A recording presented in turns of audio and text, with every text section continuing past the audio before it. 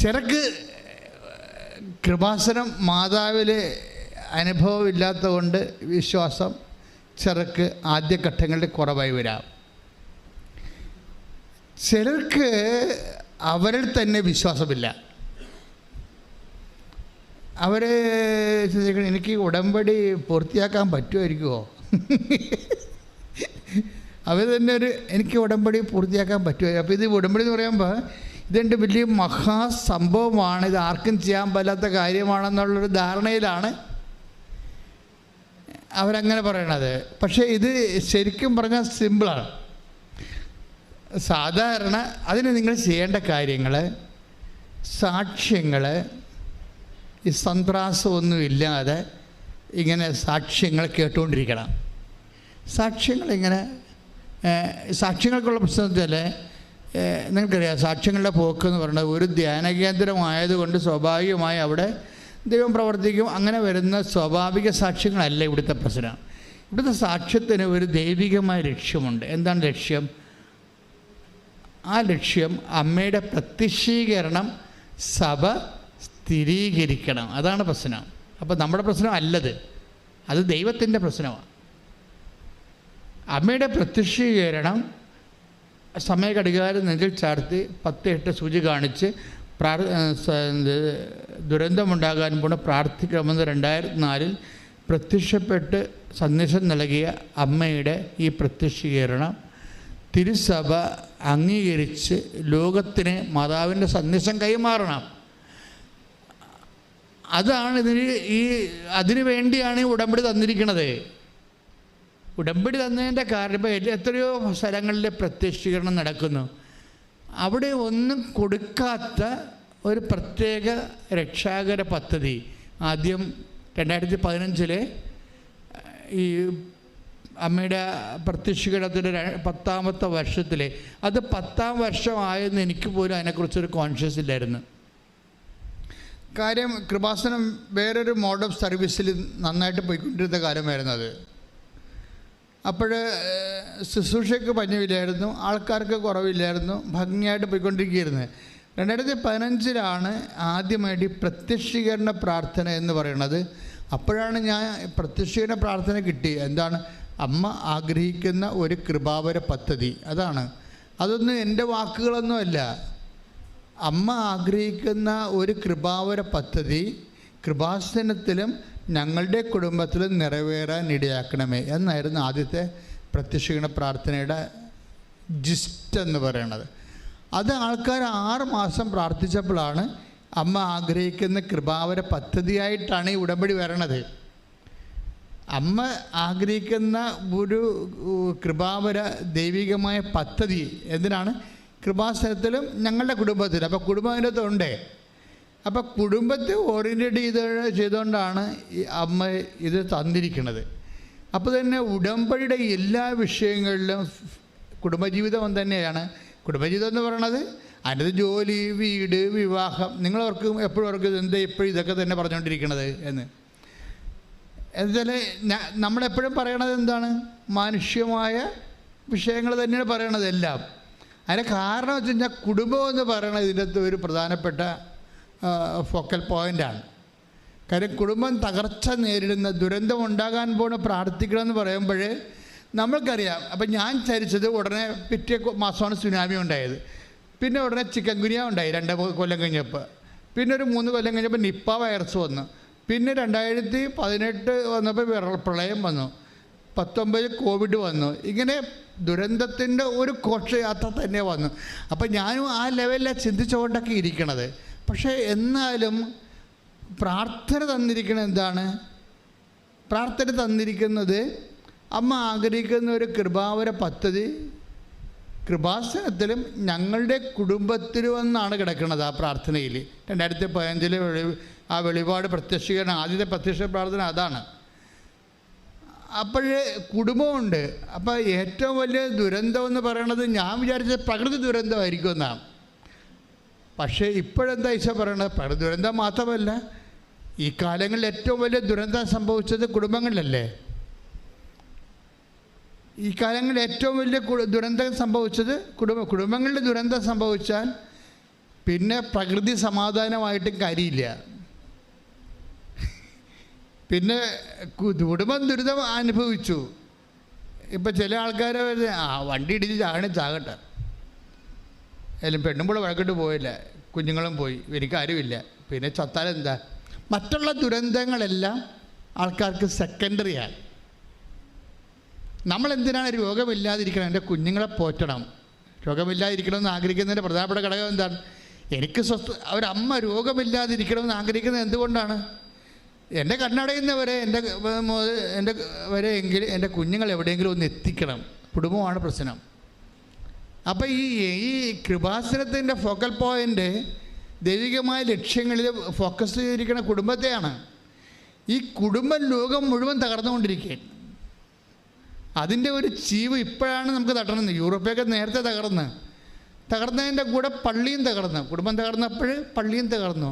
ഞാൻ ചില രാജ്യങ്ങളിൽ ചെന്നപ്പോൾ അവിടെ കരാട്ടെ പ്രാക്ടീസ് ചെയ്യുകയാണ്.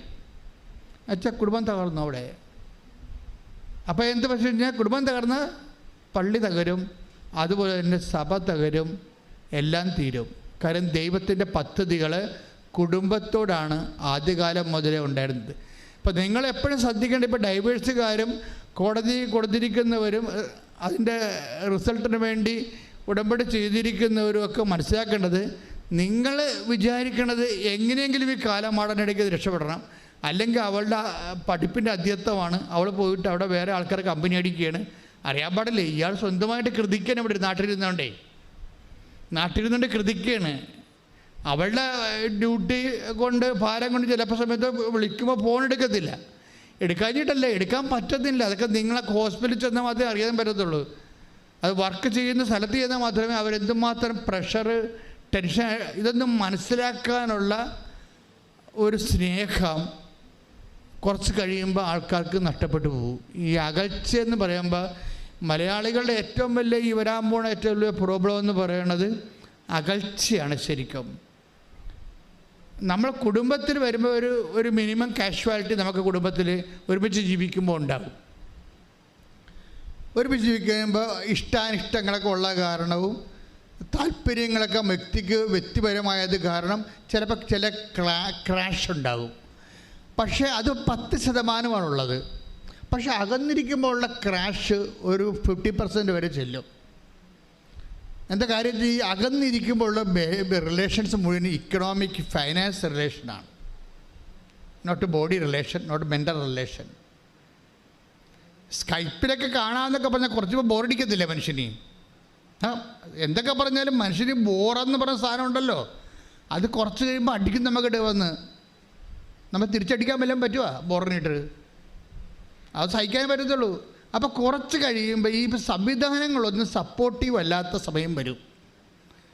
അപ്പോൾ എപ്പോഴും കടമാണ്, പണം വേണം, കടമാണ്, ശമ്പളം കിട്ടിയ ഇങ്ങനെ പറഞ്ഞുകൊണ്ടിരിക്കുമ്പോൾ റിലേഷൻസിൽ മുഴുവനും ഫൈനാൻസ് റിലേഷനേ ഉണ്ടാകത്തുള്ളൂ. Finance relation. അപ്പോൾ അല്ലെങ്കിൽ അവൻ വിചാരിക്കുന്നത് എൻ്റെ കുടുംബക്കാർ അപ്പനും അമ്മയും മക്കളും എല്ലാം കൂടി എന്നൊരു കറവപ്പശായിട്ട് വെച്ചിരിക്കുകയാണെന്ന് തോന്നുന്നു. NRIയുടെ കുറേ ആൾക്കാർക്കുള്ള പ്രശ്നം എന്തായിരുന്നു? അമ്മയും മക്കളും എപ്പോഴും പപ്പായും വിളിക്കും, മമ്മി വിളിക്കും, പിള്ളേർ വിളിക്കും, കിടുങ്ങി വിളിക്കും, കുടുങ്ങി വിളിക്കും. എന്തായാലും കാശാണ് പ്രശ്നം. അയാൾക്കറിയാമല്ലോ, അത് കുറേ അഭ്യാസമൊക്കെ അറിയാമല്ലോ. ഈ കുടുങ്ങിയൊക്കെ വിളിക്കുന്നതിൻ്റെ പിന്നിൽ അവസാനം കാശിലേ വന്ന് നിൽക്കത്തുള്ളൂന്നറിയാം. പൂച്ചയെ എങ്ങനെ പിടിച്ചടങ്ങിയാലും 4 കാലേ വന്ന് നിൽക്കും. എന്ത് സംസാരമായാലും അവസാനം കാശിലേ വന്ന് നിൽക്കും. അപ്പോൾ ആൾക്കാർക്ക് ബോറടിക്കോ? അപ്പോൾ ഈ ബോറടിക്കുമ്പോൾ സ്വാഭാവികമായിട്ട് നിനക്കറിയാവോ അല്ലെങ്കിൽ നിങ്ങൾക്കറിയാവോ ഞാൻ എന്ത് അവസ്ഥയിലാണ് ഇവിടെ ജീവിക്കണമെന്ന്? അപ്പോൾ അണ്ടർസ്റ്റാൻഡിങ്ങിൻ്റെ പ്രശ്നം വരും. മനസ്സിലാകുന്നില്ല.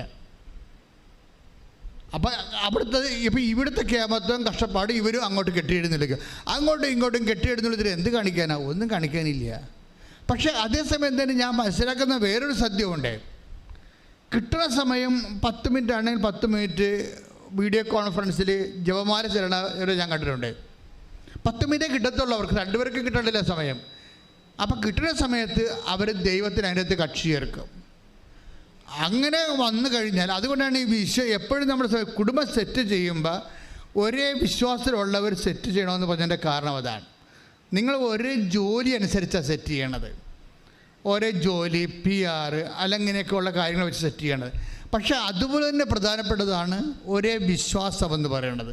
ഒരേ വിശ്വാസത്തിലാണ് കുടുംബം സെറ്റ് ചെയ്യണമെന്നുണ്ടെങ്കിൽ കുറച്ചുകൂടി സുരക്ഷിതത്വം കിട്ടാം. പക്ഷേ വിശ്വാസം പ്രാക്ടീസ് ചെയ്യണം. വിശ്വാസം താത്വികമായിട്ട് ആശയപരമായിട്ട് ഇങ്ങനെ ഒരു ഇരുട്ടിൽ നിന്നിട്ട് കാര്യമില്ല. അത് പ്രാക്ടീസിങ് ഫെയ്ത്താണ്. ഫെയ്ത്ത് എന്ന് പറഞ്ഞാൽ പ്രാക്ടീസിങ് ആയിരിക്കണം. അല്ലെങ്കിൽ ഫെയ്ത്തിനൊരു കുഴപ്പമുള്ളത്, വിശ്വാസത്തിൻ്റെ കുഴപ്പമുള്ളത്, വിശ്വാസത്തിൻ്റെ അകത്ത് തന്നെ സംശയമുണ്ട്. ഇൻബിൽട്ടാണ്. വിശ്വാസത്തിൻ്റെ ഉള്ളിൽ ഇൻബിൽട്ടായിട്ട് വരുന്ന സാധനമാണ് സംശയം. അപ്പം കണ്ടൻറ്റ് വൈസ് വിശ്വാസത്തിൻ്റെ അകത്ത് വിശ്വാസത്തിൻ്റെ കണ്ടൻറ്റ് കുറഞ്ഞാൽ വിശ്വാസം കുറഞ്ഞു എന്ന് പറയാൻ പറ്റത്തില്ല, സംശയം കൂടിയെന്നാണ് പറയാൻ പറ്റത്തുള്ളൂ. കണ്ടൻറ്റ് വൈസ് അങ്ങനെ. മുട്ടയുടെയില്ലേ, മുട്ടയുടെ വെള്ളക്കാരും ചുവന്നക്കാരും ഇല്ലേ അല്ലേ? അപ്പോൾ അതുപോലെ ചുവന്നക്കാര് കുറവാണെങ്കിൽ അത്രയും വെള്ളക്കാർ കൂടിയിരിക്കും. അതാണ് എൻ്റെ തീർച്ചയായും. വിശ്വാസം നിങ്ങൾക്ക് ഉണ്ടെന്ന് പറയുമ്പോൾ വിശ്വാസം കുറവാണെന്ന് പറഞ്ഞാൽ അതിൻ്റെ അർത്ഥം സംശയം കൂടുതലാണെന്ന് അതിൻ്റെ അർത്ഥം. കാര്യം ഇത് രണ്ടും ഒരുമിച്ചാണ് പോണത്. ഇതൊരു ഭയങ്കര ട്രീറ്റ് ചെയ്യേണ്ട ഒരു സബ്ജക്റ്റാണിത്. അതായത് നിങ്ങൾക്ക് വിശ്വാസം കൂടിയെന്ന് പറഞ്ഞാൽ അതിൻ്റെ അർത്ഥം സംശയം കുറഞ്ഞെന്ന് അതിൻ്റെ അർത്ഥം. അപ്പം നമ്മൾ ടാർഗറ്റ് ചെയ്യേണ്ടത് എന്താണ്? വിശ്വാസത്തെ ടാർഗറ്റ് ചെയ്യണം. വിശ്വാസത്തെ നേരിട്ട് ടാർഗറ്റ് ചെയ്താൽ പറ്റത്തില്ല. വിശ്വാസം ഒരു റിസൾട്ടാണ്. വിശ്വാസം റിസൾട്ടാണ്. എന്തിനാണ് ടാർഗറ്റ് ചെയ്യേണ്ടത്? സ്നേഹത്തെയാണ് ടാർഗറ്റ് ചെയ്യേണ്ടത്. അതാണ് ബൈബിളിൻ്റെ ഒരു വെളിപാടതാണ്. എന്താണ്? സ്നേഹം എല്ലാം വിശ്വസിക്കുന്നു. ഇപ്പം സംശയത്തെ നമ്മൾ ടാർഗറ്റ് ചെയ്തിട്ട് കുറച്ച് സംശയം നീങ്ങിയത് കൊണ്ട് ആക്റ്റീവ് ഫെയ്ത്തിലേക്ക്, ഒരു അപ്ലൈഡ് ഫെയ്ത്തിലേക്ക് വരത്തില്ല. ആ പ്രായോഗിക വിശ്വാസത്തിലേക്ക് വരണമെന്നുണ്ടെങ്കിൽ നമുക്ക് ഇമോഷണൽ ഫാക്കൽറ്റി പവർഫുള്ളാകണം. അപ്പോഴും പലപ്പോഴും സംശയം തീർക്കാൻ വേണ്ടി ഇൻ്റലക്ച്വൽ ഫാക്കൽറ്റിയിലാണ് നമ്മൾ പഠനങ്ങൾ ഉണ്ടാക്കിയിരിക്കുന്നത്.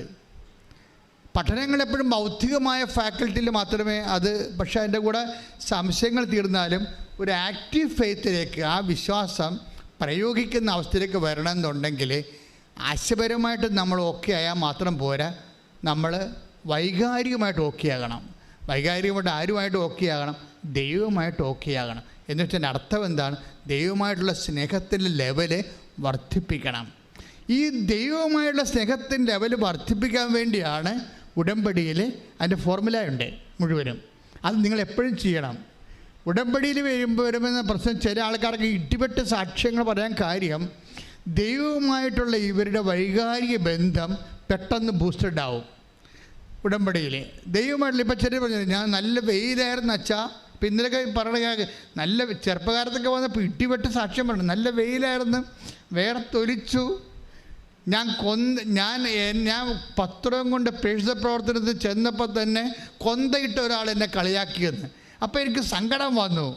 കാര്യം കൊന്തയിട്ടവൻ തന്നെ എന്നെ കളിയാക്കി. കൊന്തയിട്ടവൻ ചിലപ്പോൾ അവൻ കൊന്തയിട്ടോണ്ടിരിക്കും, പിശാചിനും കൊന്തയിടാവില്ല. അതിലത്തെ കാര്യമില്ല. എന്തുമാത്രം പിശാച് കൊന്തയിട്ട് നടക്കണം, അതല്ല കാര്യമില്ല. പക്ഷേ ഇവളെ സംബന്ധിച്ചിടത്തോളം അത് വലിയൊരു തട്ടായി. അപ്പോൾ എന്നാ ചെയ്ത്? അപ്പം അതിന് നിസ്സാരം അത്രേ ഉള്ളൂ. അതായത് നിൻ്റെ വിശ്വാസം ഈ കൊന്തയിട്ട് നിൽക്കുന്ന പിശാചിനേക്കാൾ അതൊരു പ്രലോഭനമായിട്ട് തന്നിരിക്കുകയാണ്. അതിനെ നീ അതിജീവിക്കണം. എന്നുവെച്ചാൽ എന്തതിജീവിക്കണം എന്നാണ്?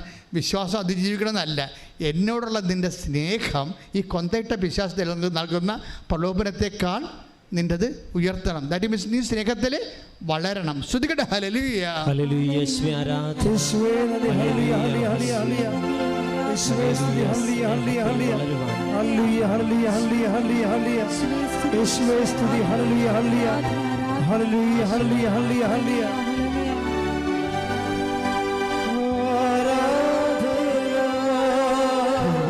ജീവകാരുണ്യത്തിന് പറയുമ്പോൾ ഇപ്പോൾ നിങ്ങൾ എല്ലാവരും ഉത്തരമായിട്ട് പരിശുദ്ധ പരമ ദിവ്യകാരുണ്യത്തിൽ എന്ന് പറയുമ്പോൾ നിങ്ങൾ ഉത്തരമായിട്ട് എന്ത് പറയും? എന്നേരവും ആരാധനയും സ്തുതിയും പോച്ച. അപ്പോൾ ഈ പറഞ്ഞിരിക്കുന്ന 1000 പേരുണ്ടെങ്കിൽ മാർക്ക് ഇടുകയാണെങ്കിൽ ചിലർക്ക് 2 മാർക്ക്. എന്നേരവും ആരാധനയും സ്തുതിയും പുകഴ്ച ഉണ്ടാകട്ടെ എന്ന് പറഞ്ഞില്ലേ? അങ്ങനെ പറഞ്ഞ ഉത്തരത്തിന് ചിലക്ക് 2 മാർക്ക്, ചിലക്ക് 6 മാർക്ക്, ചിലക്ക് 8 മാർക്ക്, ചിലക്ക് 9 മാർക്ക്. അതിൻ്റെ വ്യത്യാസം നിങ്ങളെല്ലാം പറഞ്ഞ ഒന്നല്ലേ? നിങ്ങളെല്ലാം പറഞ്ഞ ഒന്നല്ലേ? പിന്നെ എന്തിനാ മാർക്ക് വ്യത്യാസം ഉണ്ടാകണത്? അത് ചിലർ ബോധമില്ലാതെ പറയും, ചിലർ യാന്ത്രികമായിട്ട് പറയും, ചിലർ വിശ്വാസത്തോടെ പറയും. ശ്രദ്ധിക്കേണ്ടത്, ശ്രദ്ധ വേണ്ടത്, പ്രാർത്ഥിക്കുമ്പോൾ എപ്പോഴും നിങ്ങൾ ചിന്തിക്കേണ്ടത് അത് സ്നേഹത്തോടെയാണ് പ്രാർത്ഥിച്ചതെന്ന്. എപ്പോഴും നമ്മൾ ഇൻട്രോസ്പെക്റ്റ് ചെയ്യണം. എപ്പോഴും നമ്മൾ ഒരു ആന്തരികമായിട്ടുള്ള ചോദ്യം ഉണ്ടാക്കേണ്ടത് എന്താണ്? ഞാൻ സ്നേഹത്തോടെയാണ് പ്രാർത്ഥിച്ചത്, സ്നേഹത്തോടെയാണ് ഞാൻ കർത്താവിന് കൈമാറിയത്, സ്നേഹത്തോടെയാണ് ഞാൻ ഉടമ്പടി വിശ്വാസം പ്രയോഗത്തിലേക്ക് വരുന്നത്. പ്രാർത്ഥിക്കുക. കർത്താവായ ദൈവമേ, ഉടമ്പടിയുടെ ഓരോ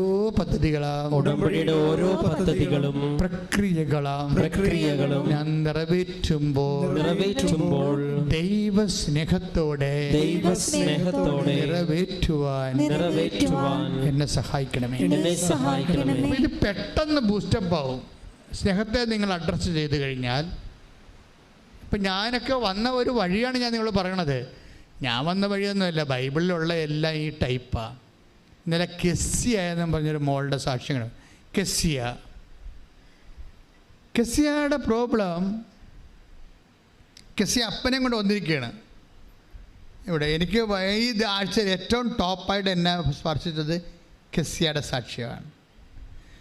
എന്താ സംഭവം വെച്ച് കഴിഞ്ഞാൽ, കെസ്സിയ അപ്പനെയും കൊണ്ട് വന്നിട്ട് അപ്പനെ ഫെയിൻറ്റിങ്ങും അതുപോലെ തന്നെ ഇയർ ബാലൻസിൻ്റെ പ്രോബ്ലമാണ്.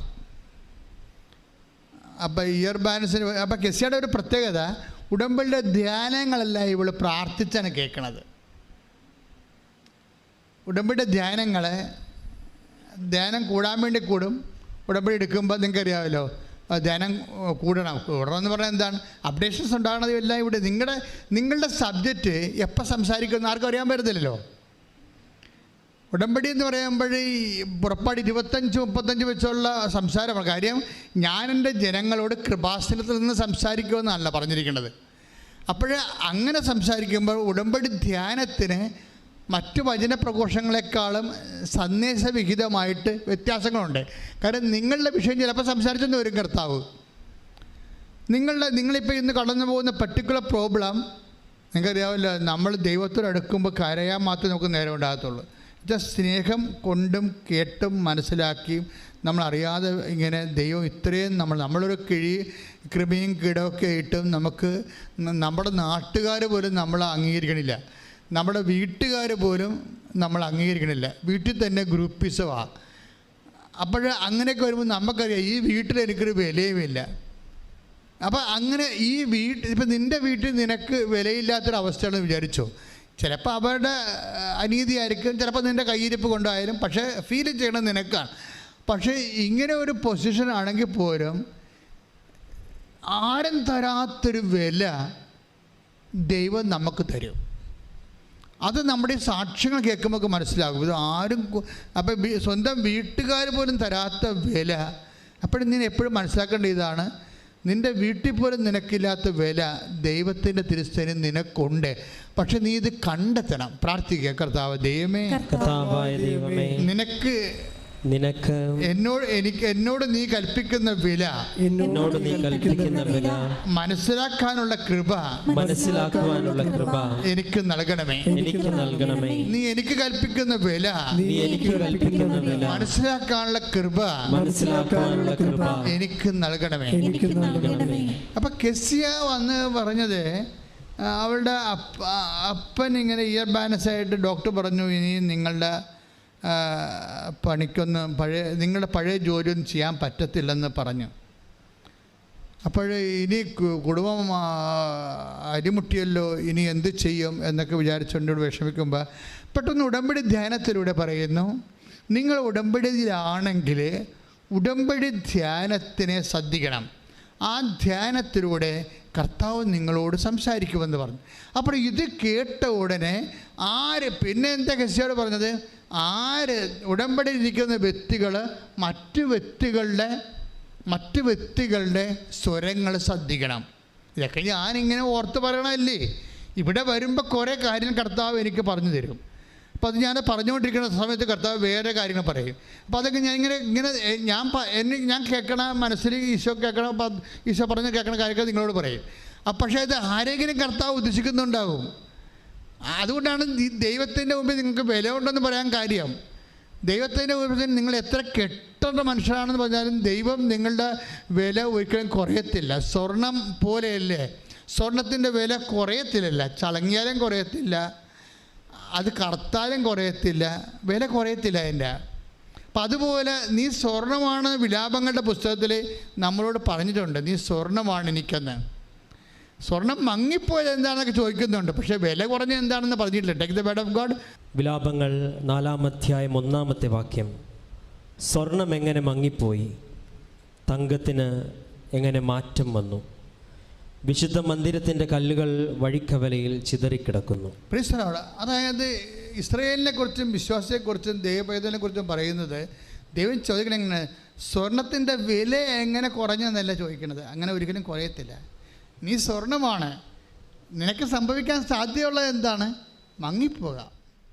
നീ ദൈവത്തിന് നകലുന്നതനുസരിച്ച്, വിശ്വാസം കുറയുന്നതനുസരിച്ച് കൊണ്ട്, വിശ്വാസത്തിൻ്റെ പ്രവൃത്തികൾ കുറയുന്നതനുസരിച്ച് കൊണ്ട് നിനക്ക് മങ്ങൽ വരാം, പക്ഷെ വില കുറയത്തില്ല.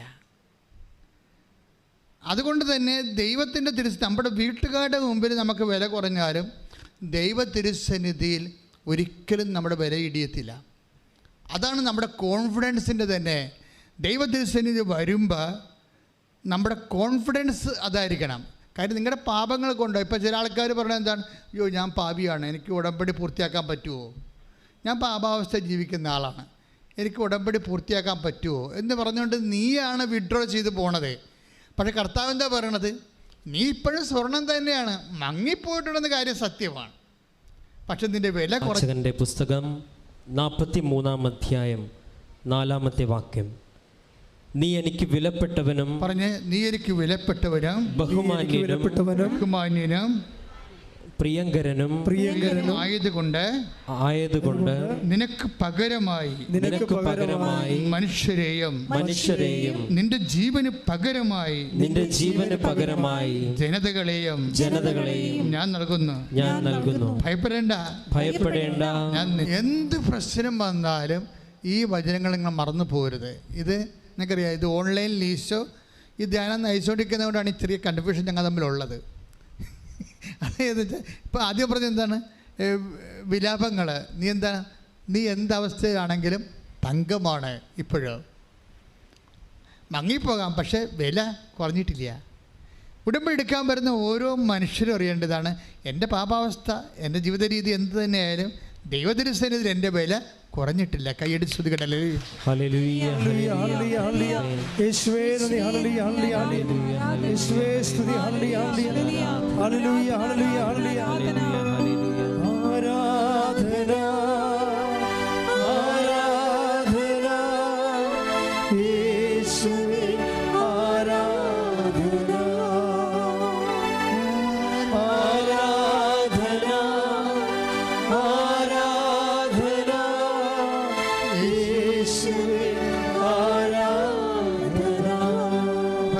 പരമദിവ്യകാരുണ്യത്തിന്.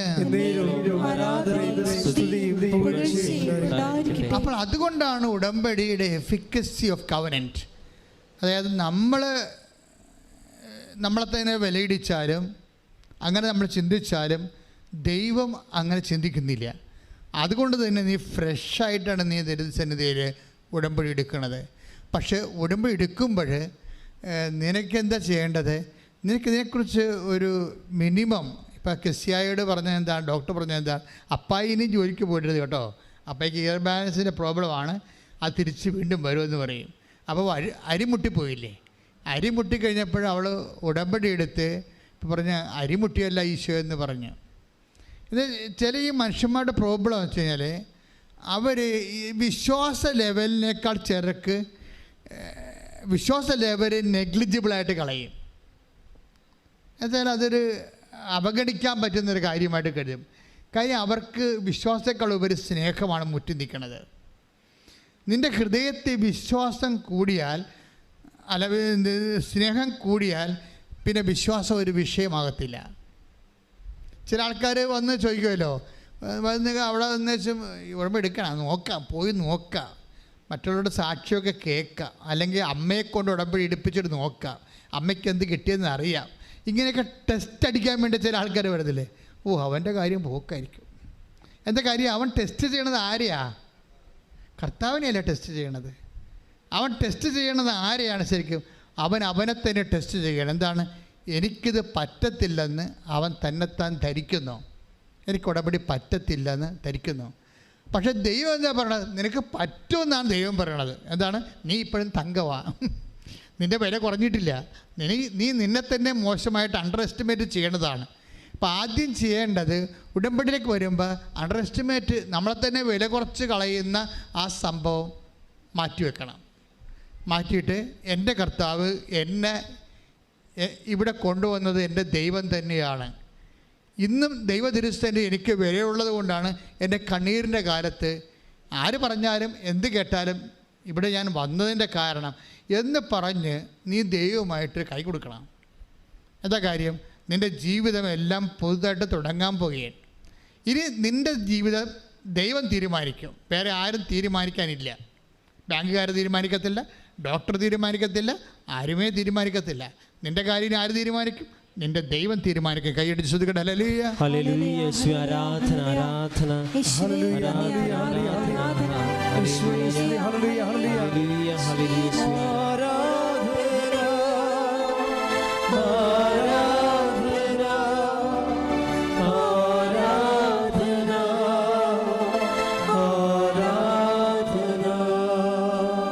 പരിശുദ്ധ പരമദിവ്യകാരുണ്യത്തിന് ഇതാണ് ഒരു കോൺഫിഡൻസ് എന്ന് പറയണത്. കാരണം ദൈവദൃശ്യം നമ്മളെ സ്റ്റാറ്റസിന് മങ്ങലേറ്റതേ ഉള്ളൂ, പക്ഷേ ഡാമേജ് ആയിട്ടില്ല. ഇത് ബൈബിൾ നിനക്ക് തരുന്ന ഏറ്റവും വലിയ അഷ്വറൻസാണ്. എന്താണ്? മേ ബി നമ്മുടെ ജീവിതത്തിൻ്റെ പ്രത്യേകത കൊണ്ട് ദൈവദൃശ്യം നിൻ്റെ സ്റ്റാറ്റസ് അല്പം മങ്ങിപ്പോയി കാണും, പക്ഷേ ഡാമേജ് ആയിട്ടില്ല. അത് കർത്താവ് നിങ്ങൾക്ക് തരുന്ന വെളിപാടാണ്. കൈയടിച്ച് ശ്രദ്ധിക്കട്ടെ. ഹല്ലേലൂയ. ഇയർ ബാലൻസിൻ്റെ പ്രോബ്ലം ഉണ്ട്, നിങ്ങളിലേക്ക് തൂക്കുകട്ടയുമായിട്ട് ഇനി പോകേണ്ട കാര്യമില്ല, പെരപണിക്ക് ഇനി പോകാൻ പറ്റത്തില്ല, കൺസ്ട്രക്ഷൻ ഫീൽഡിൽ നിങ്ങൾ മാറണം എന്നൊക്കെ പറഞ്ഞ് ഡോക്ടർ വിട്ടല്ലേ. പക്ഷേ എന്താ പ്രശ്നം? ഉടമ്പടി എടുത്തു കഴിഞ്ഞപ്പോൾ ഒരു പ്രസംഗം കേട്ട്. പ്രസംഗം എന്താ പറയണത്? നിങ്ങൾ ഉടമ്പടിക്കാലത്ത് മറ്റുള്ളവർ നിങ്ങളോട് പറയുന്നത് ദൈവസ്വരമായിട്ട് ശ്രദ്ധിക്കണമെന്ന്, ദൈവം അവരിലൂടെയും നിങ്ങളോട് സംസാരിക്കാമെന്ന്.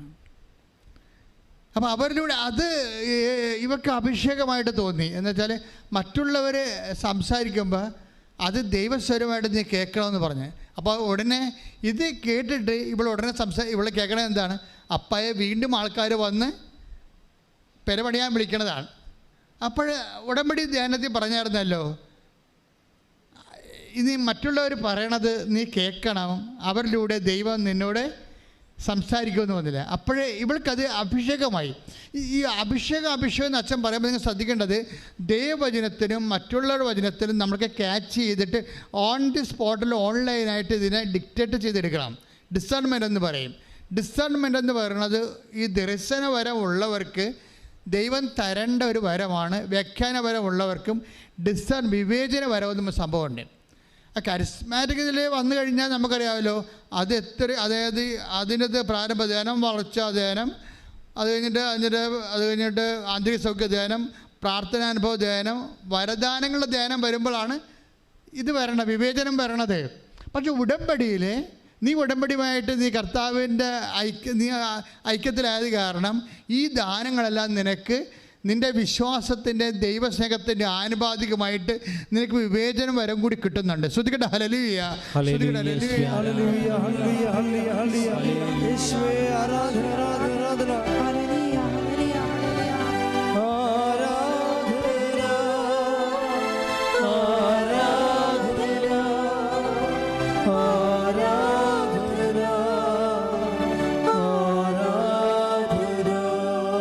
പരിശുദ്ധ പരമദിവ്യകാരുണ്യത്തിന്. അപ്പൊ കെസിയുടെ സാക്ഷ്യത്തിന്റെ വചനങ്ങളെ നോക്കിയിട്ട് വീണ്ടും വീട് പണിയാനും തൂക്കിക്കട്ടയുമായിട്ട് വിളിക്കുന്നതിനെക്കുറിച്ച് വചനത്തെക്കുറിച്ച് ഞാൻ അങ്ങനെ ചിന്തിച്ചാണ് ഞാൻ ഇവിടെ കയറണത്. ഇവിടെ കയറി കഴിഞ്ഞതിന് ശേഷം ഞാൻ വീണ്ടും വേറൊരു കാര്യത്തിന് വേണ്ടി വചനം ഓപ്പൺ ചെയ്ത് കർത്താവിനോട് ചോദിക്കാൻ, സന്ദേശം ചോദിക്കാൻ വേണ്ടി വചനം ഓപ്പൺ ചെയ്യും. ഇപ്പം നിങ്ങൾക്കറിയാമല്ലോ, ഉടമ്പടിയിലുള്ള എല്ലാം തന്നെ വചനത്തിലൂടെ ആൾക്കാർ കർത്താവിനോടൊക്കെ ഒന്ന് ആലോചന ചോദിക്കുന്നുണ്ട്. ഉടമ്പടി വൃത്തിയായിട്ട് ചെയ്യുന്ന എല്ലാവരോടും ആൾക്കാരോട് കർത്താവ് വചനത്തിലൂടെ സംസാരിക്കുകയും ചെയ്യുന്നുണ്ട്. കാര്യം കമ്മ്യൂണിക്കേഷൻ കവനനിൻ്റെ ഭാഗമാണ്. കമ്മ്യൂണിക്കേഷൻ എന്ന് പറയുന്നത് കവനനിൻ്റെ ഭാഗമാണ്. ആര് കവനൻ്റിലായാലും ഉടനെ കമ്മ്യൂണിക്കേഷൻ ആകും. അപ്പോൾ ചിലർക്ക് നല്ല വെട്ടിപ്പായിട്ട് സംസാരിക്കാൻ അറിയാം ദൈവത്തോട്, ചിലർ സംസാരിക്കത്തില്ല, പക്ഷെ മനസ്സിൽ ഓർക്കും. എല്ലാം കമ്മ്യൂണിക്കേഷനാണ്. ഇപ്പം ഞാൻ വന്നപ്പോൾ ഞാൻ പറഞ്ഞു, ഈശോ, അപ്പോൾ അത് ഞാൻ വേറൊരു വിഷയത്തിന് വേണ്ടി ചോദിച്ചപ്പോൾ കെസിയയുടെ സാക്ഷ്യത്തിന് പറ്റുന്ന വചനം കർത്താവിക്ക് തന്നു. അത് സക്കറിയയുടെ വചനമാണ്. ഞാൻ കേട്ട് വായിച്ചിട്ടില്ലാത്ത വചനമാണത്. ഇപ്പം കാണിച്ചുകൊണ്ട് ഞാൻ നോക്കിയെടുത്ത് നിങ്ങൾ കണ്ടല്ലോ. അതായത് സക്കറിയ 1:15 എടുത്ത് ശ്രുതിക്കട്ടെ. Hallelujah hallelujah hallelujah hallelujah hallelujah hallelujah hallelujah hallelujah hallelujah hallelujah യേശുവേ നന്ദി. ഹല്ലേലൂയ ഹല്ലേലൂയ ഹല്ലേലൂയ യേശുവേ ആരാധന ആരാധന ആരാധന. സക്കറിയ പ്രവാചകന്റെ പുസ്തകം 1-ാം അധ്യായം 15-ാമത്തെ വാക്യം. സ്വസ്ഥത അനുഭവിക്കുന്ന ജനതകളുടെ മേൽ എനിക്ക് ഏറെ കോപമുണ്ട്. ഞാൻ എൻ്റെ ജനത്തോട് അല്പം കോപിച്ചപ്പോഴേക്കും അവർ അനർത്ഥം വർദ്ധിപ്പിച്ചു. കർത്താവ് അരുൾ ചെയ്യുന്നു, ഞാൻ അലിവ് തോന്നി ജെറുസലേമിലേക്ക് മടങ്ങി വന്നിരിക്കുന്നു. അവിടെ എൻ്റെ ആലയം പണിയും, ജെറുസലേമിൻ്റെ മേൽ അളവ് ചരട് പിടിക്കും. Praise the Lord.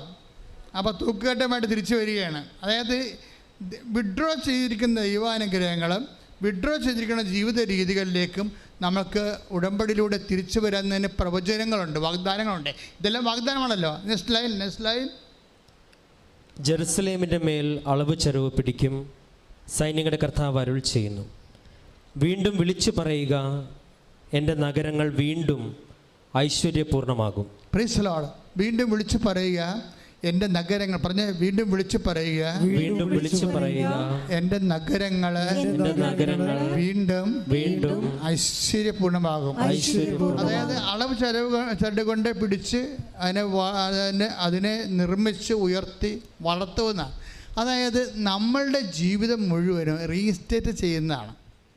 ഐശ്വര്യം പുനഃസ്ഥാപിക്കുമെന്ന് കർത്താവിൻ്റെ പ്രവാചകവചനങ്ങളുടെ പ്രധാനപ്പെട്ട ഉടമ്പടിയുടെ ഒരു പ്രധാനപ്പെട്ട ലക്ഷ്യം തന്നെയാണ് ഐശ്വര്യം പുനഃസ്ഥാപിക്കുക എന്നുള്ളത്. അപ്പോൾ നമ്മളെ ബോഡി, നമ്മുടെ ശരീരത്തിൻ്റെ ഐശ്വര്യമായാലും ശരി, ഇപ്പോൾ ചിലരെ കണ്ടു കഴിഞ്ഞാൽ 5 കീമോ എടുത്തവരാണെന്ന് പറയത്തില്ല. കാര്യം എന്താണ്? അത് വേറെ ആയിട്ട് അത് അതിൻ്റെ ആന്തരിക അഭിഷേകം കിട്ടിയിട്ട് അത് ഇവർക്ക് ബോഡിക്ക് ഏറ്റതായിട്ട് നമുക്ക് തോന്നത്തില്ല. ഇങ്ങനെ ഓരോ വിഷയവും അങ്ങനെയാണ്.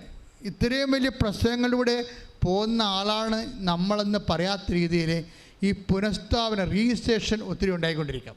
അത് വാഗ്ദാനത്തിലുള്ളതാണ്. ഉടമ്പടി വാഗ്ദാനങ്ങൾ 8,000 കേട്ടോ. 8,880 വാഗ്ദാനങ്ങളാണ് ഉടമ്പടിയിലുള്ളത്. അപ്പം അതെല്ലാം മനുഷ്യൻ്റെ എക്കാലത്തെയുമുള്ള ജീവിതത്തെയാണ് അഡ്രസ്സ് ചെയ്യണത്. അതുകൊണ്ട് ഈ 8,850 വാഗ്ദാനങ്ങളിൽ പെട്ടത് മാത്രമായിരിക്കും നമ്മുടെ വിഷയങ്ങളെല്ലാം വരാൻ പോണത്, പുതുതായാലും പഴയതായാലും. അപ്പം അതുകൊണ്ട് ഒരിക്കലും നമ്മൾ ചിന്തിക്കാതെ നിങ്ങൾ ചെയ്യേണ്ടത് ദൈവമായിട്ടുള്ള love level. Take the word of God. ശ്രുതിക്കട്ടെ. Hallelujah hallelujah hallelujah hallelujah hallelujah hallelujah. പൗലോസ് അപ്പോസ്തലൻ കൊരിന്ത്യർക്ക് എഴുതിയ 1-ാം ലേഖനത്തിൽ 13-ന്റെ 7-ാമത്തെ തിരുവചനങ്ങൾ. സ്നേഹം സകലതും സഹിക്കുന്നു, സ്നേഹം സകലതും സഹിക്കുന്നു, സകലതും വിശ്വസിക്കുന്നു, സകലതും വിശ്വസിക്കുന്നു. That's A point. സ്നേഹം എന്ന് പറഞ്ഞ സ്നേഹം സകലതും വിശ്വസിക്കുന്നു. ഇപ്പം ദൈവത്തിൽ ഇത്തിരി വിശ്വാസം മങ്ങിയാൽ നിങ്ങൾ എന്താ ചെയ്യേണ്ടത്?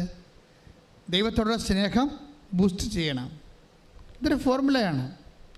ദൈവത്തോട് അല്പം സ്നേഹം നിങ്ങൾക്ക് മങ്ങിയാൽ, വിശ്വാസം മങ്ങിയാൽ, നിങ്ങൾക്കറിയാമല്ലോ അവിടെ ഒരു ബാലൻസിങ് എന്ന് പറയണത്, നിങ്ങളുടെ വിശ്വാസം മങ്ങിയാൽ എന്താ പറ്റണത്? സംശയം കൂടും. അതാണ് കാര്യം. വിശ്വാസവും സംശയം കൂടിയാണ് ഉള്ളത്. വിശ്വാസം എന്ന് പറയണത് സംശയരഹിതമായ ഒരു അവസ്ഥയാണ് വിശ്വാസം എന്ന് പറയുന്നത്. ശരിക്കും പറഞ്ഞാൽ അതാണ് ഈശോ ചോദിക്കണത്, അല്പവിശ്വാസി, നീ സംശയിച്ചത് എന്തിന്? അപ്പം വിശ്വാസം അല്പമായാൽ സംശയം കൂടിയിരിക്കും. Take the word of God. ശ്രദ്ധിക്കട്ടെ. ഹല്ലേലൂയ. Hallelujah, hallelujah, hallelujah. യേശുവേ നന്ദി. Hallelujah, hallelujah. നന്ദി, ആരാധന. മത്തായിയുടെ സുവിശേഷം 14-ാം അധ്യായം 31-ാമത്തെ വാക്യം. മത്തായി 14:31. ഉടനെ യേശു കൈനീട്ടി ഉടനെ ഈശോ കൈ നീട്ടി അവനെ പിടിച്ചുകൊണ്ട് പറഞ്ഞു. അവനെ പിടിച്ചുകൊണ്ട്, ആര് പിടിച്ച കാര്യം പറയണേ? പത്രോസിന്. പത്രോസിനെ. അപ്പം ഉടനെ അതായത് സിറ്റുവേഷൻ ഓഫ് ദി സ്റ്റോറി ഇങ്ങനെയാണ്. കർത്താവ് കടലിൻ്റെ മീതെ രാത്രി വരുന്ന ഭാഗമാണിത്. അപ്പം കടലിൻ്റെ മീതെ കർത്താവിനെ കണ്ടപ്പോൾ വിസ്മയിച്ചുകൊണ്ട് പത്രോസ് ഒത്തിരി സ്നേഹത്തോടെയാണ് പറഞ്ഞത്, Lord is it you? If, അതായത് നീയാണ് എങ്കിൽ എന്നോടും ഈ കടലിൻ്റെ മീതെ അങ്ങോട്ട് വരാൻ കൽപ്പിക്കുന്നത്. ഈ പത്രോസ് ഈശോ കടലിൻ്റെ മീതെ വരുമ്പോഴേ നിങ്ങൾക്കറിയാമല്ലോ, എപ്പോഴും പത്രോസിൻ്റെ ഉള്ളിൽ വിശ്വാസത്തെക്കാളുപരി സ്നേഹമാണ് വരണത്. അപ്പം ഈശോ കണ്ടപ്പോൾ വേറെ ആർക്കും തോന്നാത്തൊരു കൊതിയാണ്. കൊതിയല്ല ശരിക്കും പറഞ്ഞാൽ സ്വാതന്ത്ര്യമാണ്. പത്രോസിൻ്റെ ഈ സ്നേഹത്തിൻ്റെ ഒരു പ്രശ്നം, സ്നേഹത്തിൽ സ്വാതന്ത്ര്യം ഉണ്ടാകും. അതായത് ഭയങ്കര, നിങ്ങൾക്കറിയാം, നിങ്ങൾ ഏറ്റവും കൂടുതൽ സ്വാതന്ത്ര്യം കാണിക്കുന്ന ആരോടായിരിക്കും? ഏറ്റവും കൂടുതൽ സ്നേഹിക്കുന്നവർ. നിങ്ങൾ ഏറ്റവും കൂടുതൽ തോന്നിയ ദിവസം കാണിക്കുന്ന ആരോടായിരിക്കും? ഏറ്റവും കൂടുതൽ സ്നേഹിക്കുന്നവരോടാണ്. അപ്പോൾ സ്നേഹത്തിന് സ്വാതന്ത്ര്യം ഉണ്ടാവും. അപ്പോൾ പത്രോസിന് സ്വാതന്ത്ര്യം കൂടുതലാണ്, കാര്യം സ്നേഹം കൂടുതലാണ്. അപ്പോൾ കടലിൻ്റെ മീതെ കർത്താവെ കണ്ടപ്പോൾ ഈ മനുഷ്യനുള്ള ഒരു സ്വാതന്ത്ര്യത്തോടുള്ള ഒരു അധികാരമുണ്ടല്ലോ. പറഞ്ഞ്, കർത്താവേ നീയാണതെങ്കിൽ കടലിൻ്റെ മീതെ അങ്ങോട്ട് വരാൻ എന്നോട് പറയാൻ പറയും, എന്നെ വിളിക്കാൻ പറയും. അപ്പോൾ ഈശോ പറഞ്ഞു കാം എന്ന് പറയും. അത് അവർ തമ്മിലുള്ള സ്നേഹത്തിൻ്റെ സ്വാതന്ത്ര്യത്തിൻ്റെ തോത് ചിന്തിക്കാൻ പറ്റുന്ന അല്ല, ശരിക്കും അത്രയും കൂടുതലാണ്. പക്ഷേ ഈ സ്നേഹത്തിലാണ് ഇവൻ ഈ യാത്ര ചെയ്യണത്. കടലിൻ്റെ മീതെ, വിശ്വാസത്തിലല്ല. കടലിൻ്റെ മീതെ പത്രോസ് യാത്ര ചെയ്യും കർത്താവിൻ്റെ അടുത്തേക്ക്. അത് സ്നേഹത്തിലാണ് യാത്ര ചെയ്യണത്. പക്ഷെ കാലം നനഞ്ഞ് കാറ്റടിച്ചപ്പോൾ പെട്ടെന്ന് സ്നേഹം മറന്നുപോയി. അപ്പോൾ ഉടനെ ഇവൻ ഡുമ്പെന്ന് പറഞ്ഞ് താഴേക്ക് വരും. ഉടനെ കർത്താവ് ഉടനെ കയറി പിടിക്കുക പറഞ്ഞു അല്പവിശ്വാസി. എന്താണ്? അപ്പോൾ അല്പസ്നേഹമുള്ളവരെന്നല്ല, അതായത് സ്നേഹമാണെങ്കിൽ എന്താ ചെയ്യേണ്ടത്? അങ്ങോട്ട് പോകണം. നമ്മുടെ യാത്ര എപ്പോഴും വിശ്വാസത്തിലല്ല യാത്ര, പിന്നെന്താണ്? സ്നേഹത്തിലാണ് യാത്ര. അപ്പോൾ ഒരു ദിവസങ്ങളിലൊരു സാക്ഷ്യം എന്ന് പറയണത്, അവളുടെ പട്ടയം എന്ന് പറയുന്നത് പുറമ്പോക്ക് ഭൂമിയാണ്. പുറമ്പോക്ക് ഭൂമിയിൽ പട്ടയം എന്ന് പറഞ്ഞ ബാങ്കുകാരെടുക്കത്തില്ല. അപ്പോൾ അവൾ ഉടമ്പടി വെച്ചിരിക്കണത് പട്ടയ ഭൂമി, പുറമ്പോക്കിലെ പട്ടയ ഭൂമി താമസിക്കാനുള്ള ഗവൺമെൻറ് ഒരു ടെമ്പററി പെർമിറ്റാണ് ഉള്ളത്. അത് ബാങ്കുകാർ ഈഴായിട്ട് എടുക്കണം. അതിനുവേണ്ടിയാണ് ഒന്ന് ഉടമ്പടി ചെയ്തിരിക്കുന്നത്. കാര്യം എന്താണ്? എനിക്ക് വേറെ മാർഗമില്ല. പുറമ്പോക്കിൽ താമസിക്കുന്ന എനിക്ക് പുറമ്പോക്കിലെ പട്ടയഭൂമി ടെമ്പററി പെർമിറ്റുള്ള താമസിക്കാനുള്ള അനുവാദം മാത്രമേ ഉള്ളൂ അവിടെ. അപ്പം അത് ഞങ്ങൾക്ക് ബാങ്കിൽ ഈടായിട്ട് വെക്കണം, പണിയാണ്. അതിന് ഉടമ്പടി ചെയ്തിരിക്കുന്നത്. അതെന്ത് ഉടമ്പടിയാണ് ചെയ്തിരിക്കുന്നത്? അത് വിശ്വാസത്തിലല്ല ചെയ്തിരിക്കുന്നത്, സ്നേഹത്തിലാണ് ചെയ്തിരിക്കുന്നത്. എൻ്റെ ദൈവം എന്നെ സഹായിക്കുമെന്നുള്ള സ്നേഹത്തിൽ. നമ്മുടെ യാത്ര, ഉടമ്പടി യാത്ര എപ്പോഴും സ്നേഹത്തിലാണ്. എന്തുമാത്രം ആൾക്കാരാണ് 100 മേനിയും കൊയ്യണത്. ആരാ കൊയ്യണത്? ഈ വിശ്വാസികളല്ല കൊയ്യണത്, സ്നേഹക്കാരാണ് കൊയ്യണത്. അവരങ്ങനെ കണ്ണുപൊട്ട് ദൈവത്തിലങ്ങനെ സ്നേഹത്തിൽ ഉറപ്പിച്ച് വിശ്വസിച്ച് പോയാണ്. അതാണ് കർത്താവ് ചോദിക്കണത്. അതായത് എന്നിട്ട് ഇവിടെ കൊണ്ട് ഉടമ്പടി ചെയ്ത് കഴിയുമ്പോൾ ഇവളോട് കർത്താവ് മാതാവ് സ്വപ്നത്തിൽ പറയും, അല്ല 2 ദിവസം കഴിയുമ്പോൾ, ആ സാക്ഷ്യം നമ്മൾ ഈ ആഴ്ചയിലുള്ള സാക്ഷ്യമാണ്. 2 ദിവസം കഴിയുമ്പോൾ, ഉടമ്പടി കഴിയുമ്പോൾ 2 ദിവസം കഴിയുമ്പോൾ തന്നെ മനോരമയിൽ ഒരു വാർത്ത വരും. എന്താ വാർത്ത വരുന്നത്? അതായത് പുറമ്പോക്ക് ഭൂമിയാണെങ്കിൽ നിങ്ങൾക്ക് ബാങ്ക് ഈട് വെക്കാമെന്നും പറഞ്ഞ് വാർത്ത വരും. നിങ്ങളൊന്ന് ചിന്തിച്ച് നോക്കിയാൽ ഇതിൻ്റെയൊക്കെ പോക്ക് കണ്ടില്ലേ? ഈ ആഴ്ചത്തെ സാക്ഷ്യമാണ് എന്ന് വെച്ചാൽ റെക്ടിഫൈ ചെയ്ത് കൊടുക്കും. അപ്പം നിങ്ങളത് ആനുഷംഗികമായിട്ട് സംഭവിച്ചാണെന്ന് പറഞ്ഞ കാര്യമില്ല. നിനക്ക് പകരം ഞാൻ ജനതകളെ കൊടുക്കുമെന്ന സംഭവം. സാക്ഷ്യം എന്താ പറഞ്ഞിരിക്കണത്? വചനത്തിൻ്റെ വാഗ്ദാനം എന്താണ്? നീ ഈ രാജ്യത്തിൻ്റെ നിയമം വേണമെങ്കിൽ നിനക്ക് വേണ്ടി ഞാൻ മാറ്റുമെന്നാണ്. ദൈവത്തിൻ്റെ സ്നേഹത്തിൻ്റെ തോതെന്ന് പറയണത് സ്വന്തം പുത്രനെ വരെ നൽകുന്ന തോതാണ്. കൈയടിച്ച് ശ്രുതികട്ടെ. ഹല്ലേലൂയ. ഹല്ലേലൂയ, ഹല്ലേലൂയ, ആരാധന. ഹല്ലേലൂയ, ഹല്ലേലൂയ, യേശുവേ ആരാധന. ഹല്ലേലൂയ, ഹല്ലേലൂയ, ഹല്ലേലൂയ, ആരാധന. ആരാധന, ആരാധന, ആരാധന. യേശുവേ ആരാധന.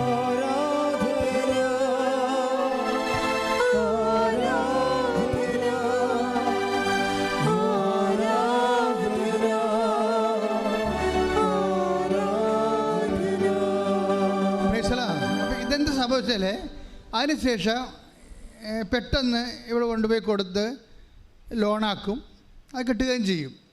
പക്ഷേ ആ സ്റ്റോറി പോണ പോക്ക് കണ്ടില്ലേ? സ്റ്റോറി തുടങ്ങണത് എങ്ങനെയാണ്, ഇതിങ്ങനെ സ്റ്റോറി പുരോഗമിക്കണത് എങ്ങനെയാണ്? ഇതെല്ലാം 10 ദിവസം കടലിൻ്റെ മീതെ സ്നേഹത്തോടെ യാത്ര ചെയ്ത പോലുള്ള ഉടമ്പടി യാത്രയാണ് ഈ സംഭവം. ഇങ്ങനെ യാത്ര ചെയ്ത് കഴിഞ്ഞിട്ട് ഒരു സമയത്ത് മാതാവ് ഇവരോട് പറയും, കമ്മ്യൂണിക്കേഷൻ മാതാവ് പറയും, നീ ചെന്ന ആ കൊടുത്ത പട്ടയം തിരിച്ച് വാങ്ങിക്കാൻ പറയും. കൊടുത്ത പട്ടയം തിരിച്ച് വാങ്ങിക്കാൻ. എന്നിട്ട് ഇവിടെ മാതാവ് പറഞ്ഞതല്ലേ എന്നും പറഞ്ഞ് ബാങ്കിൻ്റെ അടുത്ത് ചെല്ലും. അപ്പോൾ 15,000 രൂപയെ അടച്ചിട്ടുള്ളൂ, ബാക്കിയെല്ലാം കടമായിട്ട് കിടക്കുകയാണ്. അപ്പോഴിവിടെ വന്നപ്പോൾ ഡോക്ടർ എന്താ മാനേജർ ചോദിക്കും, എന്തിനാ വന്നത്? അതാ പട്ടയം തിരിച്ചു തരാം. ആ തരാവേ, ആ മൊത്തം കാശ് അടച്ചേക്കാൻ പറഞ്ഞു. അപ്പോൾ ഇവിടെ ചമ്മി പോകും. അപ്പോൾ മാതാവ് ഞാൻ ചമ്മിയല്ല, നീ പറഞ്ഞിട്ട് അത് പറഞ്ഞോളൂ ശരിയാണല്ല, പൈസ പോയി നടക്കാതെ ഇങ്ങനെ പട്ടണം തന്നെ. ഇവൾ മാനേജറിൻ്റെ പട്ടം ചേർന്ന് ചിന്തിക്കാൻ തുടങ്ങും. അപ്പോൾ കുറച്ച് കഴിയുമ്പോൾ മാനേജർ വിളിക്കുകയും പറയും, ആ കുഴപ്പമില്ല പട്ടയം കൊണ്ടുപോയി കൊള്ളാൻ പറയും. നമ്മളിതൊക്കെ കേൾക്കുമ്പോൾ നമുക്ക് തലക്ക് മരവിപ്പിച്ചു പോകും. ശരിയാ സംഭവം. ഉടനെ മാനേജർ ഇവർക്ക് പട്ടയം കൊടുക്കും. അതായത് നമ്മൾ ഉടമ്പടി വിഹിതമായിട്ട് ഇവളോടാണ് പറഞ്ഞിരിക്കണത്, പോയി പട്ടയം മേടിച്ചോളാം, പൈസ അടച്ചിട്ടില്ല. ആദ്യം ഈ പട്ടയം അടക്കാമെന്ന് പറഞ്ഞ്, അപ്പോൾ ഇത് ഈ മനുഷ്യന്മാരെ അനുഭവിക്കുന്ന സാധാരണ മനുഷ്യനാണ് നീയെങ്കിലും നീ അനുഭവിക്കുന്ന സാധാരണ വിഷയങ്ങളിൽ പോലും അസാധാരണ. മത്തായിയുടെ സുവിശേഷം 14-ാം അധ്യായം 31-ാമത്തെ വാക്യം. മത്തായി 14:31. ഉടനെ യേശു കൈനീട്ടി, ഉടനെ ഈശോ കൈനീട്ടി അവനെ പിടിച്ചുകൊണ്ട് പറഞ്ഞു, അല്പവിശ്വാസി, നീ സംശയിച്ചതെന്ത്? അപ്പോൾ ഇവിടുത്തെ പ്രോബ്ലം വന്നിരിക്കുന്നത് വിശ്വാസവും സംശയവും ഒരുമിച്ച് വസിക്കുന്ന ഒരു വിഷയമാണ്. അപ്പോൾ നമ്മളെപ്പോഴും ടാർഗറ്റ് ചെയ്യേണ്ടത് എന്തിനാണ്? വിശ്വാസം കുറഞ്ഞാൽ സംശയം കൂടിക്കൊണ്ടിരിക്കും. അപ്പോൾ ഈ സംശയത്തെ നമ്മൾ ടാർഗറ്റ് ചെയ്യണോ വിശ്വാസത്തെ ടാർഗറ്റ് ചെയ്യണോ എന്ന് ചോദിച്ചു കഴിഞ്ഞാൽ ഞാൻ പറയും സ്നേഹത്തെ ടാർഗറ്റ് ചെയ്യാൻ പറയും. എന്താ കാര്യം? ഈ പത്രോസ് ആദ്യം ഈ ആക്ഷൻ കാണിക്കുന്നത് ഒരു സ്വാതന്ത്ര്യത്തിൻ്റെ ഭാഗമായിട്ടാണ്. ആരിലുള്ള? യേശുവിലുള്ള സ്നേഹത്തിലുള്ള സ്വാതന്ത്ര്യമാണ്. ഇവിടെ എല്ലാം നടക്കണ ഇതാണ്. ഈ ഉടമ്പടിയിൽ ആൾക്കാർ ഹാർവസ്റ്റ് ചെയ്യുന്ന എല്ലാം വലിയ സ്നേഹിതന്മാരുമാണ് ദൈവത്തിൻ്റെ ഹാർവസ്റ്റ് ചെയ്യണത്. അത് കെസിയുടെ സാക്ഷ്യം എന്ന് വെച്ച് കഴിഞ്ഞാൽ കെസിയുടെ അപ്പൻ ജോലിക്ക് പോകും, പഴയതുപോലെ ആവും. പഴയതുപോലെയായി കുറച്ച് കാലം കഴിയുമ്പോൾ കെസിയുടെ കുഞ്ഞിനെ അതിനെ ഉടമ്പടിയിലുള്ളതാണത് ആ വിഷയം. അതാണ് ഉടമ്പടി എടുക്കാൻ പ്രധാനപ്പെട്ട കാരണം. ആ കൊച്ചു നിരങ്ങണില്ല, നിൽക്കണില്ല, നടക്കണില്ല. അപ്പോൾ നിരങ്ങത്തുമില്ല, നിൽക്കത്തുമില്ല, നടക്കത്തുമില്ല. ഇപ്പോൾ എല്ലാവരും പറഞ്ഞ് ഈ കൊച്ച് എപ്പോഴും ഇങ്ങനെ തന്നെയായിരിക്കും എന്ന് പറഞ്ഞു. പക്ഷെ അത് ഉടമ്പടി വെച്ചിട്ടുണ്ട്. എൻ്റെ കുഞ്ഞ് നടക്കണമെന്ന് ഈശോയോട് പറഞ്ഞിട്ടുണ്ട്. പക്ഷേ എന്താ പ്രോബ്ലം എന്ന് വെച്ച് കഴിഞ്ഞാൽ ഉടമ്പടിയിലൊക്കെ ഈ പ്രവർത്തനങ്ങളൊക്കെ നടക്കുന്നുണ്ടെങ്കിലും കൊച്ചിനൊരു മാറ്റമില്ല. പക്ഷേ കൊച്ചിന് മാറ്റമില്ലെന്ന് പറഞ്ഞുകൊണ്ട് ഉടമ്പടി ഉഴപ്പണില്ല. പല ആൾക്കാർക്കുള്ളൊരു കുഴപ്പം അതാണ്. അവർ ഉടമ്പടി വെച്ച കാര്യത്തിന് നീക്കുപോക്കില്ലെങ്കിൽ ദൈവം പോലും അറിയാത്ത രീതിയിൽ ഇവർ ന്യൂട്രായിട്ട് ഉടമ്പടി ചവിട്ടി പിടിക്കും. ഒന്നെങ്കിൽ രാവിലെ കൊടുക്കേണ്ട ഉടമ്പടി വെയിൽ താറട്ടെന്ന് വിചാരിച്ചുകൊണ്ടിരിക്കും. നിങ്ങൾ ഇപ്പോൾ പത്രം കൊടുക്കേണ്ടതാണ്. ചില ആൾക്കാർ വെയിലത്താണെങ്കിലും പത്രം കൊടുക്കും. ചില ആൾക്കാർ പറയും വെയിൽ താറട്ടെന്ന് പറയും. വെയിലും താറുമ്പോൾ ഞങ്ങളുടെ പത്രം ആറ്റിക്കൊണ്ടങ്ങനെ ഇരുന്നപ്പോൾ പറയുമ്പോൾ അപ്പോൾ വെയിൽ താറും, അപ്പോൾ ആരെങ്കിലും കൂടി കൂട്ട് വരട്ടെന്ന് പറയും. ഇങ്ങനെ വാദപ്പനിക്കാർ ഒത്തിരി പേർ ഉടമ്പടി എടുത്തിട്ടുണ്ട്. അപ്പോൾ ദൈവത്തെ അറിയാമല്ലോ, ഇതിൻ്റെ അകത്തെല്ലാം സ്നേഹം അളക്കപ്പെടും. ചില ആൾക്കാർ വെയിലെങ്കിൽ വെയിൽ കർത്താവിൻ്റെ ജോലിയല്ലെന്ന് വിചാരിച്ചുകൊണ്ട് ചാടിക്കയറി കൊടുക്കും. ഇവരാണ് ഹാർവെസ്റ്റ് ചെയ്യണത് ഇതിൻ്റെ അകത്ത്. കാര്യം നമ്മളുടെ സൗകര്യവും തഞ്ചവും താളവും ഒക്കെ വെച്ചുകൊണ്ട് ഉടമ്പടി ചെയ്യുമ്പോൾ സ്വാഭാവികമായിട്ട് നമ്മൾ തന്നെ ഉടമ്പടിനെ ചവിട്ടി പിടിക്കും, താത്തി കൊണ്ടുവരും, വർക്കൗട്ട് ചെയ്യത്തില്ല. കാര്യം നിങ്ങളുടെ സ്നേഹത്തിൻ്റെ ചൂട്, ദൈവത്തോടുള്ള വിഷയം, അത് ചെയ്താൽ മതിയല്ല, എപ്പോഴാലും ചെയ്താൽ മതിയല്ല എന്നാണ് നിങ്ങൾ വിചാരിക്കണത്. പക്ഷേ അതിൻ്റെ അർത്ഥം ഒക്കുമ്പോൾ ഒക്കട്ടെ എന്നാണ് വിചാരിക്കുന്നത്. അതിൻ്റെ അർത്ഥം നിങ്ങൾക്ക് ദൈവത്തോടുള്ള സ്നേഹം തണുത്തു പോയെന്നാണ് എൻ്റെ അർത്ഥം. മറിച്ച് ദൈവത്തോട് സ്നേഹം തീഷ്ണമായിട്ട് നിൽക്കുന്ന ആൾക്കാരാണെങ്കിൽ ചൂടും മഴയും വെയിലും ഒന്നും നോക്കാതെ, ഇപ്പം ചിലരില്ല ഞായറാഴ്ച കുർബാനയ്ക്ക് ഇല്ലേ, ഞായറാഴ്ച കുർബാനയ്ക്ക് വേണ്ടി എലി മാളത്തിൽ നിന്ന് പുറത്ത് പറന്ന് മേഘത്തോട്ട് നോക്കണ പോലെ നോക്കും, പുറത്തേക്ക് പിന്നെയും കുടയും പിടിച്ച് വരും, പുറത്തോട്ട് നോക്കും, പിന്നെ പോകാമെന്ന് നിൽക്കും, മഴ തോരട്ട എന്ന് പറയും. ഇങ്ങനെ തോർന്ന് അവരുടെ ഉദ്ദേശം എന്താ? മഴ തോർന്ന അനുസരിച്ചുകൊണ്ട് അവിടെ പ്രസംഗം തീരും, അപ്പം എത്താം. അതാണ് ഉദ്ദേശിക്കണത്. മഴയാണെന്ന് നമ്മൾ പറയാനുണ്ടെങ്കിലും നമ്മുടെ ഉള്ളിലിരിപ്പ് എന്താണ്? നമുക്ക് നോക്കുമ്പോൾ ദൈവത്തിന് കുഴപ്പമില്ല. എന്താണ്? മഴയത് കൊണ്ടല്ലേ പോണത്, കുടയില്ലല്ല. അപ്പം അതുകൊണ്ട്, പക്ഷേ നമ്മുടെ ഉദ്ദേശം എന്താ? നമ്മുടെ ഉദ്ദേശം മഴ പമ്മുന്നനുസരിച്ചിട്ട് അവിടെ പ്രസംഗം കുർബാനയ്ക്ക് പോയെന്നുമായി മൊത്തം അവിടെ ഇരിക്കുകയും ചെയ്യേണ്ട. ഈ കള്ളക്കളികളെല്ലാം അപ്പം തന്നെ സ്കാൻ ചെയ്ത് പുറത്ത് വരും. നിങ്ങൾ പണി മേടിക്കണം നിങ്ങൾ തന്നെ കാരണക്കാരാണേ. നിങ്ങളുടെ തന്നെ കള്ളത്തരങ്ങൾ കാരണമാണ് ഉടമ്പടിയിൽ ലാഗ് ചെയ്ത് പോണത്. എനിക്ക് കാലെ പിടിച്ച് പറയാനുള്ള കാര്യം, ഉടമ്പടി എടുക്കുന്നുണ്ടെങ്കിൽ ഇത് സത്യസന്ധമായിട്ട് പിന്നെ ദൈവത്തിൻ്റെ തിരുസന്നിധിയിൽ തോക്കാതെ നിൽക്കണം. എന്നുവെച്ചാൽ നമ്മളായിട്ട് നമുക്കൊരു നെഗറ്റീവ് മാർക്ക് വീഴാത്ത രീതിയിൽ തീഷ്ണമായിട്ട് നിൽക്കുക. പ്രാർത്ഥിക്കുക, കർത്താവായ ദൈവമേ, ഏത് സാഹചര്യത്തിലും ദൈവസ്നേഹത്തോടെ ശുശ്രൂഷ ചെയ്യാൻ എന്നെ സഹായിക്കണം. അപ്പം ഇത്രയും നേരം പറഞ്ഞതിൻ്റെ അർത്ഥം ചുരുക്കം എന്താ? നിങ്ങൾ എന്ത് ചെയ്താലും, ഇപ്പം തന്നെ നിങ്ങൾ ഇവിടുന്ന് ധ്യാനം കഴിഞ്ഞിട്ട് വേർത്തൊരിച്ച് ചാടിപ്പുറത്ത് വീണ്, അപ്പോഴുണ്ട് നിങ്ങളുടെ ട്രിവാൻഡ്രം വണ്ടി നിങ്ങൾ ചെല്ലുമ്പോൾ തന്നെ നിങ്ങളുടെ പിടിച്ചില്ലെന്ന രീതി വണ്ടി പോയി. അപ്പോൾ ഉടനെ ഡ്രൈവറിൻ്റെ തന്തയ്ക്ക് വിളിച്ചിട്ട് അവിടെ നിൽക്കും. നിങ്ങളുടെ ഉടമ്പടി ധ്യാനം എല്ലാം അവിടെ വെച്ച് ഉടയും. നിങ്ങളുടെ യഥാർത്ഥ നിങ്ങൾ ആരാണെന്നുള്ളത് പുറത്തു വരികയാണ് ആ സാധനം. അങ്ങനെ വരാൻ വേണ്ടി തന്നെയാണ് ഇങ്ങനെയുള്ള ഇൻസിഡൻറ്റ് സംഭവിക്കുന്നത്. അപ്പം നിങ്ങളെന്താ ചെയ്യണത്? ആ വണ്ടി വിട്ടുപോയി, അതെന്ത് ചെയ്യണം? കുറച്ച് നേരം കൂടി കാത്തു നിൽക്കണം. ഞാൻ കർത്താവിനുള്ള സ്നേഹത്തെ പ്രതി ഞാൻ കാത്തു നിൽക്കും ഈ വെയിലത്ത്. ആ സംഭവം നിങ്ങൾക്കുണ്ടായ ക്ലേശങ്ങൾ കർത്താവിൻ്റെ സ്നേഹത്തിൻ്റെ അക്കൗണ്ടിലേക്ക് ഉടനെ വരവ് വെച്ച് എഴുതി മാറ്റണം. ഇങ്ങനെയാണ് സ്നേഹത്തെ വളരണത്. പീഡിയ അല്ല ദൈവൻ്റെ തന്തയ്ക്ക് വിളിച്ചിട്ട് കാര്യമില്ല. മറിച്ച് എനിക്കുണ്ടായിരുന്ന ക്ലേശത്തെ, അത് ആരിൽ നിന്നുണ്ടായാലും, വീട്ടിലുണ്ടായാലും വഴിയിലുണ്ടായാലും ഇവിടെ നിന്നുണ്ടായാലും, ക്ലേശമെന്ന് വെച്ചാൽ ബേസിക്കായിട്ട് നോക്കുമ്പോൾ എന്താണത്? കുരിശാണ്. ക്രിസ്തു കുരിശിനെ എന്ത് ചെയ്തു? അത് മതി. അതായത് ക്ലേശമെന്ന് പറഞ്ഞപ്പോൾ ഡ്രൈവർ ഉണ്ടാക്കിയാലും കണ്ടക്ടർ ഉണ്ടാക്കിയാലും വീട്ടുകാരുണ്ടാക്കിയാലും ആരുണ്ടാക്കിയാലും ക്ലേശമെന്ന് പറഞ്ഞ സാധനം എന്താ? ബേസിക്കായിട്ട് അത് കുരിശാണ്. ഈ കുരിശിന് നമ്മൾ എന്താ ചെയ്യേണ്ടത്? ചവിട്ടൊടിക്കണേണ് അല്ല. ക്രിസ്തു എന്താ ചെയ്തത്? I command my spirit. കുരിശിൻ്റെ അവസാനം എന്താ പറഞ്ഞത്? കുരിശിൻ്റെ ആദ്യ വിശ്വാസം പറഞ്ഞില്ല. അത് ഡ്യൂട്ടിയെല്ലാം പൂർത്തിയാക്കിയിട്ട് കുരിശ് എന്ത് ചെയ്യണമെന്നുള്ള അവസാനം പറയും. എന്താണ്? കുരിശ് അപ്പായെ ഏൽപ്പിക്കുന്നു. ഇത് ഏൽപ്പിച്ചിട്ട് എനിക്ക് തിരിച്ചു തരേണ്ടത് എന്താണ്? അപ്പായുടെ സ്നേഹം. നിൻ്റെ സ്നേഹത്താൽ ഞാൻ മഹത്വപ്പെടട്ടെ. അപ്പ മഹത്വപ്പെടുത്തി കർത്താവിനെ ഉയർത്തെഴുന്നേൽപ്പിച്ചുകൊണ്ട് അപ്പ മഹത്വപ്പെടുത്തി. കൈയടിച്ച് ശ്രദ്ധിക്കട്ടെ. അപ്പോഴേ ഇങ്ങനെയുള്ള സിറ്റുവേഷൻസൊക്കെ തരുമ്പോൾ അതെല്ലാം കൺവേർഷനിലേക്ക് മാറ്റണം. അതെല്ലാം ക്ലേശങ്ങളെല്ലാം സ്നേഹമായിട്ട് കൺവേർട്ട് ചെയ്യണം. ഇത് ആധ്യാത്മികമായ ഒരു മെറ്റാബോളിസ പ്രക്രിയ അവിടെ നടക്കുന്നത്. ഒരു പചന വ്യവസ്ഥയാണ് നമുക്ക്. ആ പചന വ്യവസ്ഥയിൽ കുരിശ് കൃപയായിട്ട് കൺവേർട്ട് ചെയ്യപ്പെടും. പക്ഷേ ക്ലേശമായിട്ടാണ് നമുക്കതിനെ കിട്ടണത്. നമ്മളതിനെ പാചകം ചെയ്താണ് ക്ലേശങ്ങളെ നമ്മൾ വിശ്വാസം, പ്രത്യാശ, സ്നേഹം മുതലായ ഇൻഗ്രീഡിയൻസ് ചേർത്തുകൊണ്ട്, അല്ലെങ്കിൽ പരിശുദ്ധാത്മാവിൻ്റെ തീ ചേർത്തുകൊണ്ട് ഈ ക്ലേശങ്ങളെ നമ്മൾ ദൈവസ്നേഹത്താൽ പാചകം ചെയ്യും.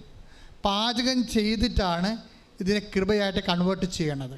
അപ്പം അതുകൊണ്ട് ഉടമ്പടി ഒരു ജീവിത രീതിയാണ്, ജീവിത ധർമ്മമാണ്, അതുപോലെ ജീവിത ശൈലിയാണ്. ഇതാ അല്ല ഇവിടെ കൊണ്ടുവന്ന് എന്തെങ്കിലും എഴുതിയിട്ട് കെട്ടിത്താത്തിയിട്ട് പോകണമല്ല കേസ് കെട്ട്.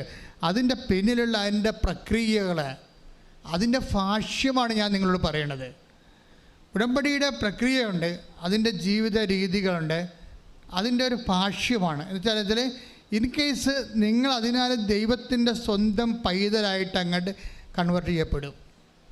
ദൈവത്തിൻ്റെ സ്വന്തം പൈതലായി കഴിഞ്ഞാൽ പിന്നെ ഈ പ്രോബ്ലംസ് ഒന്നുമില്ല. എന്താ കാര്യം? നമ്മൾ മക്കളാണെങ്കിൽ അവകാശികളാണ്, അതിനെക്കുറിച്ച് നമുക്ക് നല്ല ബോധമുണ്ട്.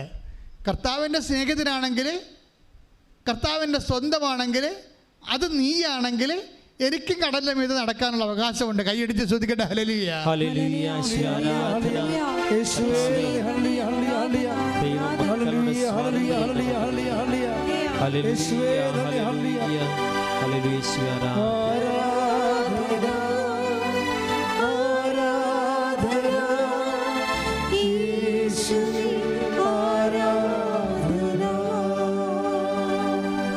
പരിശുദ്ധ പരമ ദിവ്യകാരുണ്യത്തിന്. അപ്പോൾ ഡോക്ടർ കെസ്യയോട് പറഞ്ഞു, ഈ കുട്ടി നടക്കാനുള്ള സാധ്യത കുറവാണെന്ന് പറഞ്ഞു. അതാണ്. പക്ഷേ പിറ്റേ ദിവസം ദിവ്യകാരുണ്യനാഥനെ നിത്യാരാധനയിൽ കെസ്യ കാണുന്നൊരു കാഴ്ചയുണ്ട്. അപ്പോൾ ഡോക്ടർ ഇങ്ങനെ പറഞ്ഞതിൻ്റെ സങ്കടം അവളുടെ മനസ്സിലുണ്ട് ഭയങ്കരമായിട്ട്. അപ്പോൾ ദിവ്യകാരുണ്യനാഥനെ കാണുമ്പോൾ കെസ്യ പറയും, ഞാൻ ഉടമ്പടിയുടെ കാര്യം അമ്മ നിന്നോട് പറഞ്ഞിട്ടില്ല എന്ന് ചോദിക്കും. ആ ഒരു ഡയലോഗിൻ്റെ പോക്ക്, കമ്മ്യൂണിക്കേഷൻ പോക്ക് കണ്ട, ഇതിൻ്റെ സ്നേഹത്തിൻ്റെ ലെവൽ കണ്ട. ഈശോനെ ദിവ്യകാരുണ്യനാഥനെ കണ്ടപ്പോൾ കെസ്യ ചോദിക്കുന്നത് എന്താണ്? ഞാൻ അമ്മയെടുത്ത് ഉടമ്പടി എടുത്തായിരുന്നു, ആ കാര്യം അമ്മ നിന്നോട് പറഞ്ഞിട്ടുണ്ടോ എന്ന് ചോദിക്കും. എന്താ കാര്യം? പറഞ്ഞിട്ടുണ്ടോ ഇല്ലയോ എന്നല്ല, അവളുടെ കുഞ്ഞിന് മാറ്റമൊന്നുമില്ല. അപ്പോൾ അമ്മ പറഞ്ഞിട്ടില്ല എന്നാണ് ഇവൾ പറയണത്. എന്നിട്ട് പിന്നീട് ഇവൾ കണ്ണു നിറഞ്ഞുകൊണ്ട് ഈശോയോട് ചോദിക്കും, ഈശോ എൻ്റെ അമ്മ പറഞ്ഞിട്ടുണ്ടെങ്കിൽ എൻ്റെ ഉടമ്പടിയെ നീ ഓർക്കുന്നുണ്ടോ? എന്തുമാത്രം ആൾക്കാർ ഉടമ്പടി എടുക്കണേ, ലക്ഷക്കണക്കിന് ആൾക്കാരല്ലേ ഉടമ്പടി എടുത്തിരിക്കണേ, എൻ്റെ ഉടമ്പടിയെ നീ ഓർക്കുന്നുണ്ടോ എന്ന് ചോദിക്കും. ഓരോ പ്രാർത്ഥനയുടെ രീതി കണ്ട. പുറത്തിറങ്ങുമ്പോൾ ഒരു മഴവില്ലിങ്ങനെ ഇവിടെ മുമ്പിൽ നിന്ന് വീശിയിട്ടിങ്ങനെ ആകാശം മുഴുവൻ നിറഞ്ഞു കിടക്കും. മഴവില്ലെന്താണ്? ഉടമ്പടി ഉറപ്പിക്കുന്നതിൻ്റെ ബൈബിൾ സൂചനയാണ് മഴവില്ല്. എന്താണ്? ഞാനത് ഓർക്കുന്നുണ്ടെന്ന്. അപ്പോൾ കൊച്ച് എഴുന്നേറ്റ് നടക്കാൻ തുടങ്ങും. ഹല്ലേലൂയ, ഹല്ലേലൂയ, ഹല്ലേലൂയ, യേശുവേ നന്ദി, ഹല്ലേലൂയ, ഹല്ലേലൂയ. ഉടമ്പടി പ്രാർത്ഥനയിൽ ഉടനടി പരിഹാരമേകും. മഴവില്ലേ? മഴവില്ല്. പുസ്തകം 9-ാം അധ്യായം 16-ാമത്തെ വാക്യം. 39:16. മേഘങ്ങളിൽ മഴവില്ല് തെളിയുമ്പോൾ ഭൂമുഖത്തുള്ള എല്ലാ ജീവജാലങ്ങളുമായി ചെയ്ത എന്നേക്കുമുള്ള ഉടമ്പടി ഞാൻ ഓർക്കും. Praise the Lord. Hallelujah, hallelujah, യേശുവേ ഹല്ലേലൂയ, ഹല്ലേലൂയ, ഹല്ലേലൂയ.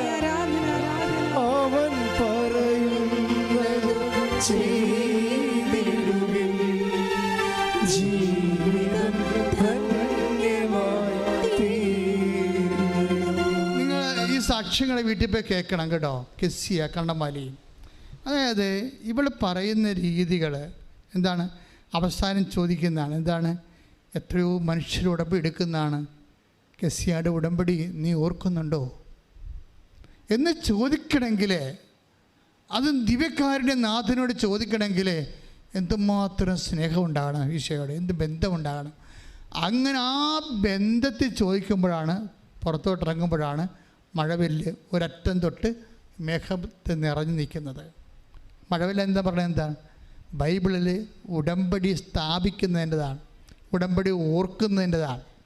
ആ ഓർക്കുന്ന ചോദ്യത്തിന് ദൈവം ആ വാക്കിൽ തന്നെ ഉൽപ്പത്തി 9:16 അനുസരിച്ച് കൊണ്ട് ഈ മഴവില്ലും മേഘങ്ങളിൽ കാണുമ്പോൾ നീ മനസ്സിലാക്കണം, ഞാൻ എനിക്കും തമ്മിൽ സ്ഥാപിച്ച ഉടമ്പടി ഞാൻ ഓർക്കുമെന്ന്. ആ ഓർമ്മയെന്ന് പറഞ്ഞാൽ എന്താണ്? കൊഞ്ച് എഴുന്നേറ്റ് നടക്കണതാണ്. ഇത് കഥ മാത്രമല്ലല്ലോ, കൊച്ചെഴുന്നേറ്റ് നടക്കുന്നുണ്ടല്ലോ. അത് നിൽക്കത്തില്ലെന്ന് പറഞ്ഞ കൊച്ച് എഴുന്നേറ്റ് നടക്കാൻ തുടങ്ങി അന്ന് മുതൽ. ശ്രദ്ധിക്കട്ടെ. ഹല്ലേലൂയ. കൃപാസനത്തിൻ്റെ വാതിക്കലെത്തുമ്പോൾ നിങ്ങളുടെ പഠനം, നിങ്ങളുടെ ഡിഗ്രി, നിങ്ങളുടെ തറവാട്ട് മഹിമ, നിങ്ങളുടെ സ്റ്റാറ്റസ് തൽക്കാലത്ത് നിങ്ങൾ വിസ്മരിക്കണം. വിസ്മരിക്കണമെന്ന് പറയാൻ കാരണം, ഇത് നമ്മുടെ മനസ്സിലുള്ളിടത്തോളം കാലം നമുക്ക് ഇതുപോലെ ദൈവവുമായിട്ട് പ്രാർത്ഥനയിൽ കമ്മ്യൂണിക്കബിൾ ആകുന്നതിന് കുറേ തടസ്സങ്ങൾ വരും. ഉടമ്പടി എപ്പോഴും അങ്ങനെ വരണം. അതുകൊണ്ടാണ് അവരുടെ വിനീത അവസ്ഥ തൃക്കൺ പാർത്തെന്ന് പറയാൻ കാരണം ഇതാണ്. അതായത് വിനീത അവസ്ഥ തൃക്കൺ പാർത്തെന്ന് പറയാൻ കാരണം, ഇപ്പം മാതാവിനെക്കുറിച്ച് ഇപ്പോൾ 1:49 പറഞ്ഞില്ലേ, വിനീത അവസ്ഥ തൃക്കൺ പാർത്തു എന്ന് പറയാൻ കാരണം, നമ്മളുടെ സ്റ്റാറ്റസ് ചില സമയത്ത് നമുക്ക് ഡേഞ്ചറസ് ആയിട്ട് വരാൻ സാധ്യതയുണ്ട്. കാരണം നമ്മൾ ഒരു പരിധി കഴിഞ്ഞാൽ പിന്നെ റിലേഷൻസ്, ഇപ്പോൾ ദൈവത്തെക്കുറിച്ച് പഠിച്ചിട്ടുള്ള ആൾക്കാരില്ലേ, അവർക്ക് കെസിയെ പോലെ പ്രാർത്ഥിക്കാൻ പറ്റത്തില്ല. കാരണം അവർ ബുദ്ധി കൊണ്ട് പ്രാർത്ഥിക്കുന്ന ആൾക്കാരാണ്. ബുദ്ധി കൊണ്ട് പ്രാർത്ഥിച്ചാൽ ഉണ്ടാകുന്ന പ്രോബ്ലം വെച്ച് കഴിഞ്ഞാൽ, പ്രാർത്ഥന വിശ്വാസത്തെക്കാൾ ഉപരി പ്രാർത്ഥനയുടെ ഇന്ധനം ദൈവസ്നേഹമാണ്. ദൈവസ്നേഹമെന്ന് പറയുമ്പോൾ അതിൽ എന്തും പറയാനും എന്തും ചോദിക്കാനും എന്തും ചെയ്യാനുമുള്ള സ്വാതന്ത്ര്യം അതിൻ്റെ ചേരുവകയുടെ ഭാഗമാണ്. അതുകൊണ്ടാണ് പത്രോസ് എന്തും ചെയ്ത് കളയണത്. അങ്ങാണെങ്കിൽ പിന്നെ എന്താ, ഞാനും അങ്ങോട്ട് വരട്ടെ എന്ന് പറയും. അത്രയും സ്വാതന്ത്ര്യം യോഹന്നാന് ഇല്ല. അത്രയും സ്വാതന്ത്ര്യം ആ വള്ളത്തിലുള്ള ആർക്കും ഇല്ല. ദൈവത്തിൻ്റെ അടുത്ത് ഇത്രയും വലിയ സ്വാതന്ത്ര്യം കാണിക്കണത് അത്രയും വലിയ സ്നേഹത്തിൻ്റെ തോതിലാണ്. പ്രാർത്ഥിക്കുക. കർത്താവായ ദൈവമേ, സെന്റ് പീറ്ററിനെ പോലെ, വിശുദ്ധ പത്രോസിനെ പോലെ ദൈവസ്നേഹത്തിന്റെ തോത് വർദ്ധിപ്പിച്ചുകൊണ്ട് സ്വർഗീയ സ്വാതന്ത്ര്യത്തിന്റെ സുവിശേഷ രൂപമായി എന്നെ അഭിഷേകം ചെയ്യണം.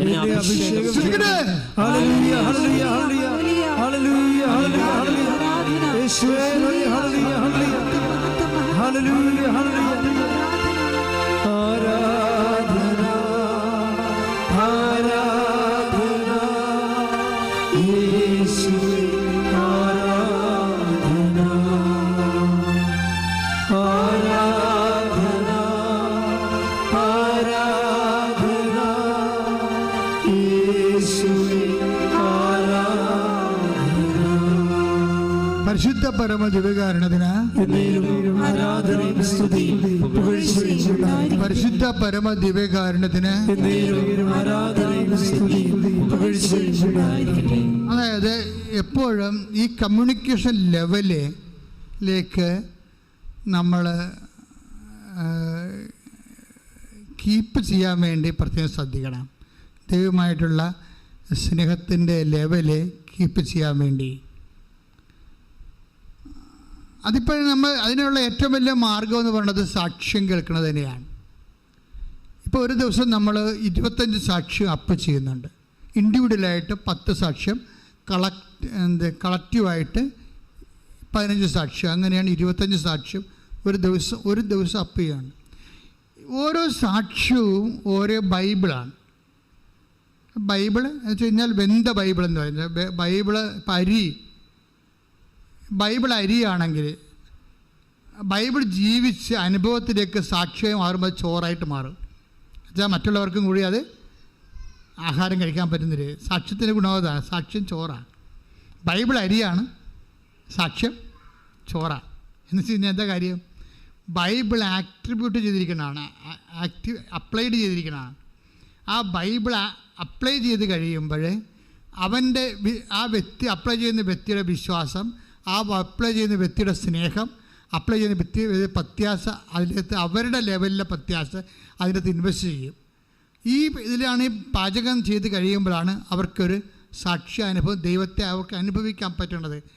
ദൈവത്തെ അനുഭവിക്കാനെങ്കിൽ എപ്പോഴും നമുക്ക് ഒരു ഇഷ്യൂ ബേസ്ഡ് ആയിട്ടുള്ള ഉടമ്പടി അഡ്രസ്സ് ചെയ്യണത് ഇഷ്യൂ ബേസ്ഡ് ആയിട്ടുള്ള ഒരു ജീവിതത്തിൽ ദൈവത്തെ അനുഭവിക്കുന്ന രീതികളാണ്.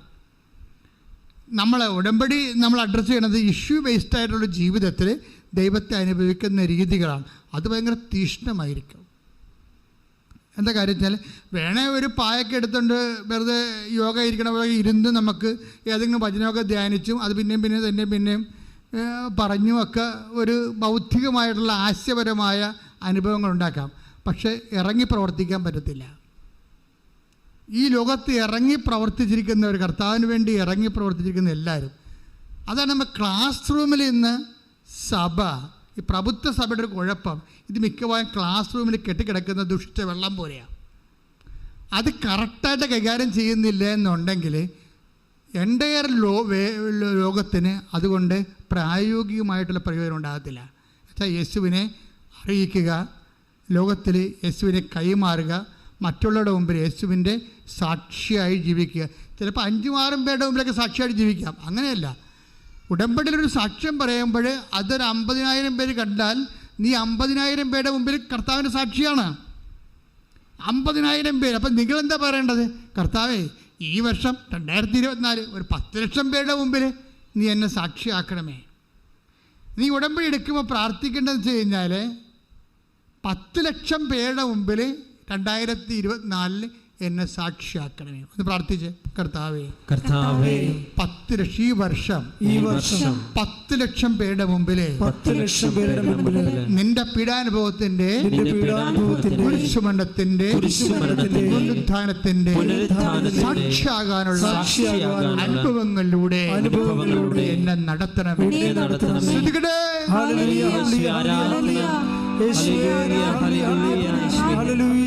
അവൾ ഉടമ്പടി ചെയ്തപ്പോൾ തന്നെ അവരുടെ പുറമ്പോക്ക് ഭൂമി നിയമവിരുദ്ധമായ വിധേയമായി. അത് 2 ദിവസത്തിനുള്ളിൽ സംഭവിച്ചതാണ്. അത് കഴിഞ്ഞപ്പോൾ മാതാവ് എന്താ പറഞ്ഞത്? നീ അതിനൊക്കെ കൊടുത്ത് ലോൺ എടുത്തിട്ട് കടങ്ങൾ പരിഹരിക്കാൻ പറഞ്ഞു. കടങ്ങൾ പരിഹരിച്ച് കഴിഞ്ഞപ്പോൾ കമ്മ്യൂണിക്കേഷനാണ് നമ്മുടെ സബ്ജക്റ്റ്. എന്താണ്? കവനൻ്റ് ആൻഡ് കമ്മ്യൂണിക്കേഷൻ, ഉടമ്പടിയും അതായത് വിനിമയവും. അപ്പോൾ എന്താ സംഭവം എന്ന് വെച്ച് കഴിഞ്ഞാൽ അത് കഴിഞ്ഞപ്പോൾ ഇവളോട് പറഞ്ഞ് 15 രൂപ അടച്ച്. അപ്പോൾ പറഞ്ഞത് എന്താണ്? നീ പോയി തിരിച്ച് വാങ്ങിക്കുക പട്ടയം മേടിക്കാൻ വേണ്ടി മാതാവ് പറഞ്ഞ പോലെ ഓടി. അവളുടെ പേര് ഇവിടെ എടുത്തിട്ടുണ്ട്, അതായത് പുഷ്പ, കാസർഗോഡ്. ഈ ആഴ്ച സാക്ഷിയാണ്. അപ്പോൾ എന്നെ സംഭവിച്ചു കഴിഞ്ഞാൽ അവളവിടെ ചെന്നപ്പോഴാണ് മാനേജറിനോട് പട്ടയം ചോദിച്ചപ്പോൾ മാനേജർ പറഞ്ഞ് പട്ടയം തരാം, പൈസ എല്ലാം അവിടെ എടുത്ത പൈസ മൊത്തം അടക്കുക. അപ്പോഴാണ് ഇവിടെ ചമ്മിപ്പോയത്. മാതാവ് എന്നെ ചമ്മിച്ചാന്ന് ചോദിച്ചു. അതാ കമ്മ്യൂണിക്കേഷൻ. ഉടനെ അവിടെ ഇരുന്ന് ചോദിക്കും, മാതാവ് എന്നെ ചമ്മിച്ച, നീ പറഞ്ഞു കേട്ടല്ലോ ഞാൻ വന്നത്. അപ്പോൾ അവൾ തിരിച്ചടക്കുമ്പോൾ മാനേജർ തിരിച്ച് വിളിച്ചിട്ട് മാതാവ് പറഞ്ഞ പോലെ പട്ടയം എടുത്ത് കൈ കൊടുക്കും. ഈ സാക്ഷ്യം ഇങ്ങനെ ഇത് പൊക്കുന്ന രസമാണിതിൽ. നിങ്ങൾ ഇന്ന് ഇടുന്നുണ്ടോ? അത് നോക്കിയേക്കണേ. അതായത് എന്ത് സംഭവിച്ചാൽ ഇവൾ വീട്ടിൽ ചെന്ന് കഴിയുമ്പോൾ ഈ പട്ടയം മേടിച്ച് വീട്ടിൽ ചെല്ലും. വീട്ടിൽ ചെന്ന് കഴിയുമ്പോൾ ഇവിടെ വന്ന് ഇതുപോലെ നിങ്ങളപ്പോൾ ഇരുന്ന് ഉടമ്പടി കൂടുകയും ഉടമ്പടി കൂടുമ്പോൾ ആരാധന സമയത്ത് അച്ഛനൊരു ഞാനൊരു ദർശനം പറയും. എന്താ പറയണത്? ശരിക്കും പറഞ്ഞാൽ എനിക്ക് നല്ല തൊലിക്കട്ടി ആയതുകൊണ്ടാണ് ഇതൊക്കെ ഞാൻ പറയണത്. കർത്താവ് എൻ്റെ മനസ്സിൽ തോന്നിച്ചാൽ ആ സമയത്ത് അത് പറയണ സമയത്ത് ചെയ്തിരിക്കും. പിന്നെ വന്നിടത്ത് പോലെ ഞാൻ തെറ്റൊന്നും ചെയ്യത്തില്ലല്ലോ. അപ്പോൾ മാതാവ് അല്ലെങ്കിൽ ഈശോ തോന്നിക്കണല്ലേ ചെയ്യണത്. അല്ലെങ്കിൽ മറ്റുള്ള അച്ഛന്മാരെന്നെ കളിയാക്കുക, മറ്റുള്ളവരെന്നെ ട്രോളുക, അത് ഞാൻ നോക്കത്തില്ല. ഞാൻ എന്താ പറഞ്ഞത്? അതായത് 126-55 ഫോൺ നമ്പറുള്ളവർ സൂക്ഷിക്കുക. ഇത് വല്ലൊരു ആൾക്കാരെ കിട്ടിയ അവരും പറയത്തില്ല, ചുമ്മാ തോന്നിയായിരിക്കും എന്ന് വിചാരിക്കും. പക്ഷേ എനിക്ക് ഡിസൈൻമെൻറ്റിൽ അത് കർത്താവിൻ്റെ മെസ്സേജാണെന്ന് തോന്നി. 126-55. അപ്പോഴേ ഇതിൻ്റെ അകത്തിരുന്ന് ഈ നമ്മൾ പറഞ്ഞ പുഷ്പ ഇതിൻ്റെ തിരിപ്പുണ്ടായിരുന്നു. പുഷ്പ പറയും, ഇത് എൻ്റെ ഫോൺ നമ്പറാണല്ലോ. അതാ വിഷയം. കമ്മ്യൂണിക്കേഷൻ ഫോൺ കണ്ടില്ല, കവനൻ്റെ കമ്മ്യൂണിക്കേഷൻ. ഈ 126 എൻ്റെ നമ്പർ അവസാനിക്കണത്. എൻ്റെ ചേട്ടൻ്റെ നമ്പർ അവസാനിക്കുന്നത് 55. അപ്പോൾ ഇവിടെ ഇന്ന് ഭർത്താവിനോട് പറയും, ഇന്ന് കർത്താവ് കൃപാസനത്തിൽ വെച്ച് നമ്മുടെ കാര്യം പറഞ്ഞിട്ടുണ്ട്, നമുക്കെന്തോ സംഭവിക്കാൻ പോകുന്നുണ്ട്, നല്ല കാര്യം. അപ്പോൾ 126 എൻ്റെ നമ്പരാണ്, 55 ചേട്ടായിയുടെ നമ്പരാണ്. അപ്പോൾ ഉടനെ ഷൈജു വന്നുമ്പോൾ ഹസ്ബൻഡ് ചോദിക്കും, നമുക്ക് ലോട്ടറി അടിയിരിക്കും അല്ലേ, അതെനിക്കറിയാൻ പറഞ്ഞു പറയും. കാര്യം വേറെ മാർഗമൊന്നുമില്ല. പെര വെക്കാൻ വേണ്ടി വേറെ വീട് വെക്കാൻ വേണ്ടിയാണേ. വീട് വെക്കാനുള്ള കാരണം എന്താണെന്നറിയാമല്ലോ. വീട് വെക്കാൻ കാരണം വെച്ച് കഴിഞ്ഞാൽ ഇവള് അടുക്കളയിൽ ഇരിക്കുമ്പോൾ മാതാവ് പറയും, ഇവിടെ ഇരുന്ന് കടുക് പൊട്ടിക്കല്ലേ, ഇപ്പോൾ കടുക് പൊട്ടിച്ചോണ്ടിരിക്കുക, വറയിട്ടുകൊണ്ടിരിക്കുകയും, നീ അങ്ങോട്ട് ചെന്നേ ഭർത്താവിൻ്റെ അടുത്ത് ചെല്ലേ. ഉടനെ ഇവിടെ ചെല്ലുമ്പോൾ കർത്താവ് കിഴക്കോട്ട് നോക്കി ഇരിക്കുന്നു, ബാക്കിൽ പാമ്പിരിക്കണം. അവൾ ന്യൂട്രായിട്ട് ചേട്ടനെ വിളിച്ച് എഴുന്നേപ്പിച്ച് മാറ്റി ഓടുന്നു, മാറ്റിയിട്ട് പാമ്പിനൊക്കെ തലിക്കൊന്നു കളയും. പിന്നെ വേറെ ഒരു ദിവസം നോക്കുമ്പോൾ പാമ്പ് വീടിൻ്റെ മുകളിൽ കുത്തിയിരിക്കണം, വലിയ പാമ്പ്. അപ്പോൾ ഇവർക്ക് കരച്ചിലാവും, കർത്താവ് ഈ പുറമ്പോക്കിൽ നിന്ന് എവിടെയെങ്കിലും പോയി ജീവിക്കേണ്ടി വരും. അടച്ചുറപ്പുള്ള വീടില്ലാത്തത് കൊണ്ടല്ലേ ഈശോ ഇങ്ങനെ വന്നു പോണത്. അപ്പോൾ വീടില്ലെന്ന് പറഞ്ഞ് ഇവിടെ ഉടമ്പടി വെച്ചിട്ടുണ്ട്. പാമ്പ് പല പ്രാവശ്യമായിട്ട് വന്നുകൊണ്ടിരിക്കുകയാണ്. അപ്പോൾ ഈ പാമ്പ് വരുമ്പോഴൊക്കെ ഇവൾ ഈശോയോടാണ് പറയണത്, വേറെ ആരോടും പറയത്തില്ല, വേറെ ആരും പറയാനില്ല. അതാണ് പ്രശ്നം. അപ്പോൾ ഇവിടെ വന്നിട്ട് ഇവിടെ ഈ പാമ്പൊക്കെ കയറി ഇനി എന്ത് ചെയ്യാനാണ്, എവിടെയെങ്കിലും പോയി താമസിക്കേണ്ടത്, ഇവിടെ എങ്ങനെ ജീവിച്ചാൽ കുഞ്ഞുങ്ങൾ. അപ്പോൾ ഇവളുടെ സങ്കടക്കാരെന്ന് വെച്ചാൽ ഇതിൻ്റെ പ്രശ്നം വെച്ച് കഴിഞ്ഞാൽ, അതായത് ഈ പുഷ്പയുടെ പ്രോബ്ലം വെച്ചാൽ 2-3 കുഞ്ഞുങ്ങളെ മറ്റോ ഉണ്ട്. ഈ കുഞ്ഞുങ്ങൾക്ക് അടുത്ത് ഉടത്തിക്കിട്ട് പാവം ഒരു രാത്രി മൊത്തം ആ കുഞ്ഞുങ്ങളുടെ ഇവിടെ ട്യൂബ് ലൈറ്റ് വിട്ടിരിക്കും അവിടെ. എന്താ കാര്യം, പാമ്പ് വരുന്ന സ്ഥലമാണ് അവിടെയൊക്കെ. പാമ്പ് സമയത്ത് വരുന്നതെന്ന് അറിയത്തില്ലല്ലോ. അങ്ങനെ പറയും, എത്ര ഉറക്കവിൻ്റെ പോയിട്ടുണ്ടെന്ന് അറിയാമോ ഈ കുഞ്ഞുങ്ങളെ വളർത്തി. പക്ഷേ എവിടെ പോകാനാണ്, ആര് കാശ് തരാനാണ്, എങ്ങനെ ജീവിക്കും? അങ്ങനെയാണ് വന്ന് ഉടമ്പടി എടുത്തിട്ട് വീടിൻ്റെ കാര്യമൊക്കെ എഴുതിയിട്ടിട്ടുണ്ട്. അപ്പോഴാണ് പാമ്പിൻ്റെ വിഷയം വീണ്ടും രൂക്ഷമാണ്. അപ്പോൾ അതിനിടയ്ക്ക് എങ്ങനെ ജീവിക്കും, എവിടെ പോവും, എങ്ങനെ വീട് വെക്കുമ്പോഴാണ് ഇന്ന് ചിന്തിക്കുമ്പോൾ മാതാവ് പറഞ്ഞത്, പട്ടയം റെഡി ആയിട്ടുണ്ട്, പോയി മേടിച്ചുകൊണ്ട് പോരാൻ പറയും. പട്ടയം മേടിച്ചുകൊണ്ട് വീട്ടിൽ കൊണ്ടുവന്ന് വെക്കും. പക്ഷേ വീട് വെക്കാൻ പട്ടയം കൊണ്ട് പറ്റത്തില്ലല്ലോ. അപ്പോൾ പട്ടയം പിടിച്ചിരിക്കുന്ന സമയത്ത് പെട്ടെന്ന് ഇവിടെ 126 55 ഈ നമ്പർ ഉള്ളവർ സൂക്ഷിക്കാൻ പറയും. കർത്താവ് നിങ്ങളോട് സംസാരിക്കാറുണ്ടെന്ന് പറയും. അത് നോക്കുമ്പോൾ അവളുടെ നമ്പറാണ് 126, ചേട്ടൻ്റെ നമ്പർ 55 അവസാനിക്കുന്നത്. വീട്ടിൽ അങ്ങ് ഹസ്ബൻഡിനോട് ഇത് പറഞ്ഞുകൊണ്ടിരിക്കുകയാണ്, ഇത് നമ്മളെക്കുറിച്ച് കൃപാസനത്തിൽ അമ്മ സംസാരിച്ചായിരുന്നു എന്ന് പറയും. അപ്പോൾ എന്താണ് നമുക്ക് ലോട്ടറി അടിക്കുവാടി, അതറിയാൻ പാടില്ല, ഈ നമ്പറില്ല നമ്പറാണ്. ഇങ്ങനെ ഇവർ ഭർത്താവും ഭാര്യയും കൂടി എങ്ങനെ ജീവിക്കും, ഇതെന്താണ് എൻ്റെ അർത്ഥം എന്നൊക്കെ ചിന്തിച്ചുകൊണ്ടിരിക്കുന്ന സമയത്ത് പെട്ടെന്ന് ഈ ഫോൺ നമ്പർ 126 റിങ് ചെയ്യും. റിങ് ചെയ്തപ്പോൾ ഉടനെ അവിടുന്ന് പരിചയമുള്ള ആൾ വിളിക്കും. ഒരു 2 കിലോമീറ്റർ അകലെയുള്ളവർ, നിങ്ങൾ ഭാര്യയും ഭർത്താവ് ഉടനെ എൻ്റെ അടുത്ത് വരാൻ പറയും. അപ്പോൾ അവർ വിളിക്കുക, അവർ പള്ളിയിൽ എന്തോ കാര്യമൊക്കെ ചെയ്യേണ്ടത് നടക്കുന്ന പാർട്ടിയാണ്. അപ്പോൾ അതുകൊണ്ട് അച്ഛൻ്റെ സെൻറ്റ് ഓഫിന് എന്തോ ചെയ്യാനാണ് വിചാരിച്ചാൽ ഇവിടെ ഓട്ടോറിക്ഷയിൽ ഭർത്താവും ഭാര്യയും കൂടി അവിടെ ചെല്ലുമ്പോൾ ഉടനെ ആ വീട്ടുകാരൻ ഒരു 5 ലക്ഷം രൂപ എടുത്ത് കൊടുക്കും. കൊടുത്ത് ഞാൻ പറഞ്ഞു, നിങ്ങൾ നിങ്ങളുടെ വീടിൻ്റെ പണി തുടങ്ങുകയാണ്. എൻ്റെ മകൾ ഇപ്പോൾ 10ാം ക്ലാസ്സിലാണ്, അവളെ കല്യാണം കഴിക്കുന്ന സമയത്ത് ഈ കാശ് തിരിച്ചു തന്നാൽ മതി, അത്രയും നിങ്ങൾക്ക് മറിക്കാൻ പറ്റും, വീടിൻ്റെ പണി തുടങ്ങാൻ പറ്റും. അങ്ങനെ ഒരു സ്റ്റോറി പണം പോക്കുണ്ടല്ലേ. ഒരു മനുഷ്യൻ്റെ ജീവിതത്തിൽ ദൈവം വിളിച്ച് പറഞ്ഞ് ഇടപെടുന്ന രീതിയിലേക്ക് പോകുന്ന ഉടമ്പടി. ഇത്രയും ഉടമ്പടിയിലുള്ള അതായത് ഈ ഉടമ്പടി നിൽക്കുന്നവർ ഇത്രയും വലിയ വിശ്വാസത്തിൻ്റെ കൊയ്യുമ്പോഴാണ് മറ്റുള്ളവരും ശ്രദ്ധിക്കണം. ഇതിനകത്ത് നമ്മൾ ഉടമ്പടി എടുത്തിട്ട് ആരെങ്കിലും കൊണ്ട് ഉടമ്പടി എടുപ്പിച്ചു, അല്ലെങ്കിൽ ഉടമ്പടിയുടെ കാര്യങ്ങൾ പതിമുക്കാനും ചെയ്യത്തില്ല. പിന്നെ റിസൾട്ട് നോക്കിയിരിക്കുന്ന ആൾക്കാർ ശ്രദ്ധിക്കേണ്ടത്, ദൈവത്തെ നിങ്ങൾ പരീക്ഷിക്കുന്നതിന് മുമ്പ് ദൈവമായിട്ട് വലിയ സ്നേഹത്തിൻ്റെ സ്വാതന്ത്ര്യത്തിലേക്കാകാൻ നോക്കണം. കാര്യം ഉള്ളതുപോലെ പറയണതാണ് ഇവരെല്ലാവരും. ഇപ്പോൾ നോക്കുമ്പോൾ കെസി ആയാലും ശരി, അതുപോലെ തന്നെ ഈ പുഷ്പയാലും ശരി, അവളുടെ അവസ്ഥകൾ അവൾ തുറന്നു പറയാനുള്ള സ്വാതന്ത്ര്യവും സ്നേഹവും അവർ ഉടമ്പടിയിലൂടെ ആർജിച്ചിരിക്കുകയാണ്. ഉടമ്പടി എന്ന് പറഞ്ഞാൽ അതാണ് സംഭവം. അതായത് ഇതൊരു റിലേഷനാണല്ല, ബൈലാറ്ററായിട്ടുള്ള ഒരു ഉഭയകക്ഷിയുടെ 2 കക്ഷികൾ തമ്മിലുള്ള ഒരു റിലേഷനല്ലേ. അപ്പോൾ ദൈവം അത് ആ റിലേഷനെ ബൂസ്റ്റ് ചെയ്തുകൊണ്ട് ആ ഉടമ്പടിയെ മാനിച്ചുകൊണ്ടേ ഇരിക്കും. അപ്പോൾ അവരിപ്പോൾ പുതിയ വീട് വെച്ച് താമസിക്കുകയാണ്. സ്തുതിക്കട്ടെ, ഹല്ലേലൂയ. ഹല്ലേലൂയ ഹല്ലേലൂയ ഹല്ലേലൂയ യേശുവേ നന്ദി, hallelujah hallelujah hallelujah hallelujah hallelujah. ഈശ്വരാ, ഇനി വീട് വെക്കാമെന്ന വേറെ രസമുണ്ട്.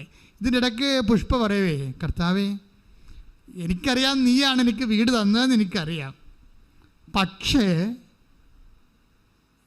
എനിക്ക് അത് കേൾക്കാൻ ഭയങ്കര സന്തോഷമാണ്. നീയാണെന്നുള്ളത് എനിക്കൊരു അടയാളം തരാൻ പറയും. ആൾക്കാർ കമ്മ്യൂണിക്കേറ്റ് ചെയ്യുന്ന രീതിയല്ല. നമ്മുടെ വിഷയം എന്താണ്? കവനൻ്റ് അതിൻ്റെ കമ്മ്യൂണിക്കേഷൻ.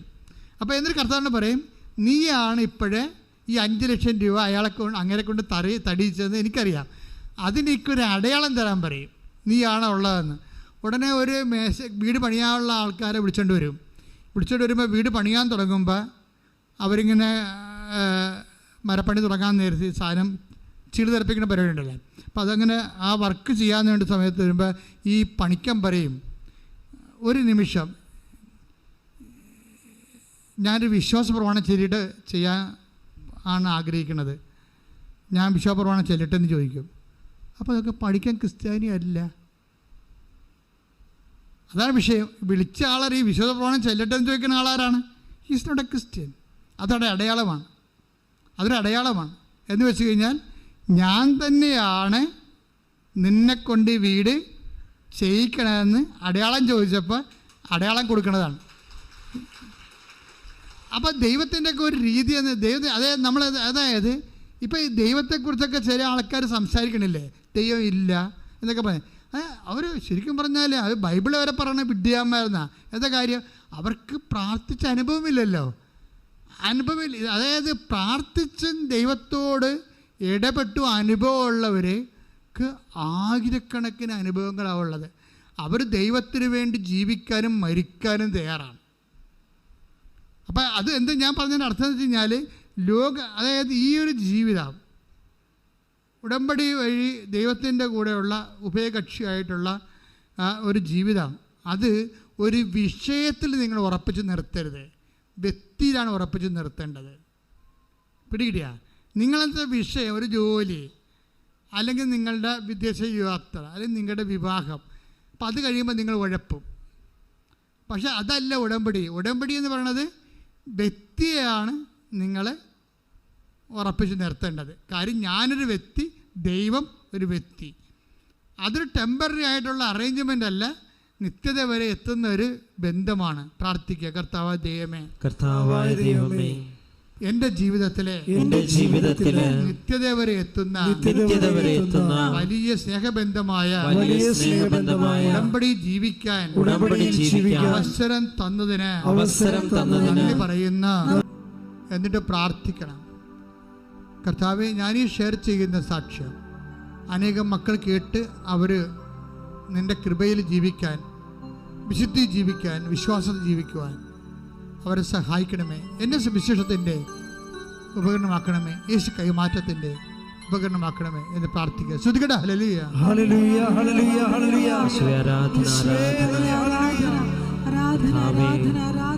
അങ്ങേറ്റു പറയുവാനുള്ള അഭിഷേകം ഞങ്ങൾക്ക് നൽകണമേ, ഞങ്ങളെ സാക്ഷികളാക്കി മാറ്റണമേ എന്ന് ഞങ്ങൾ പ്രാർത്ഥിക്കുന്നു.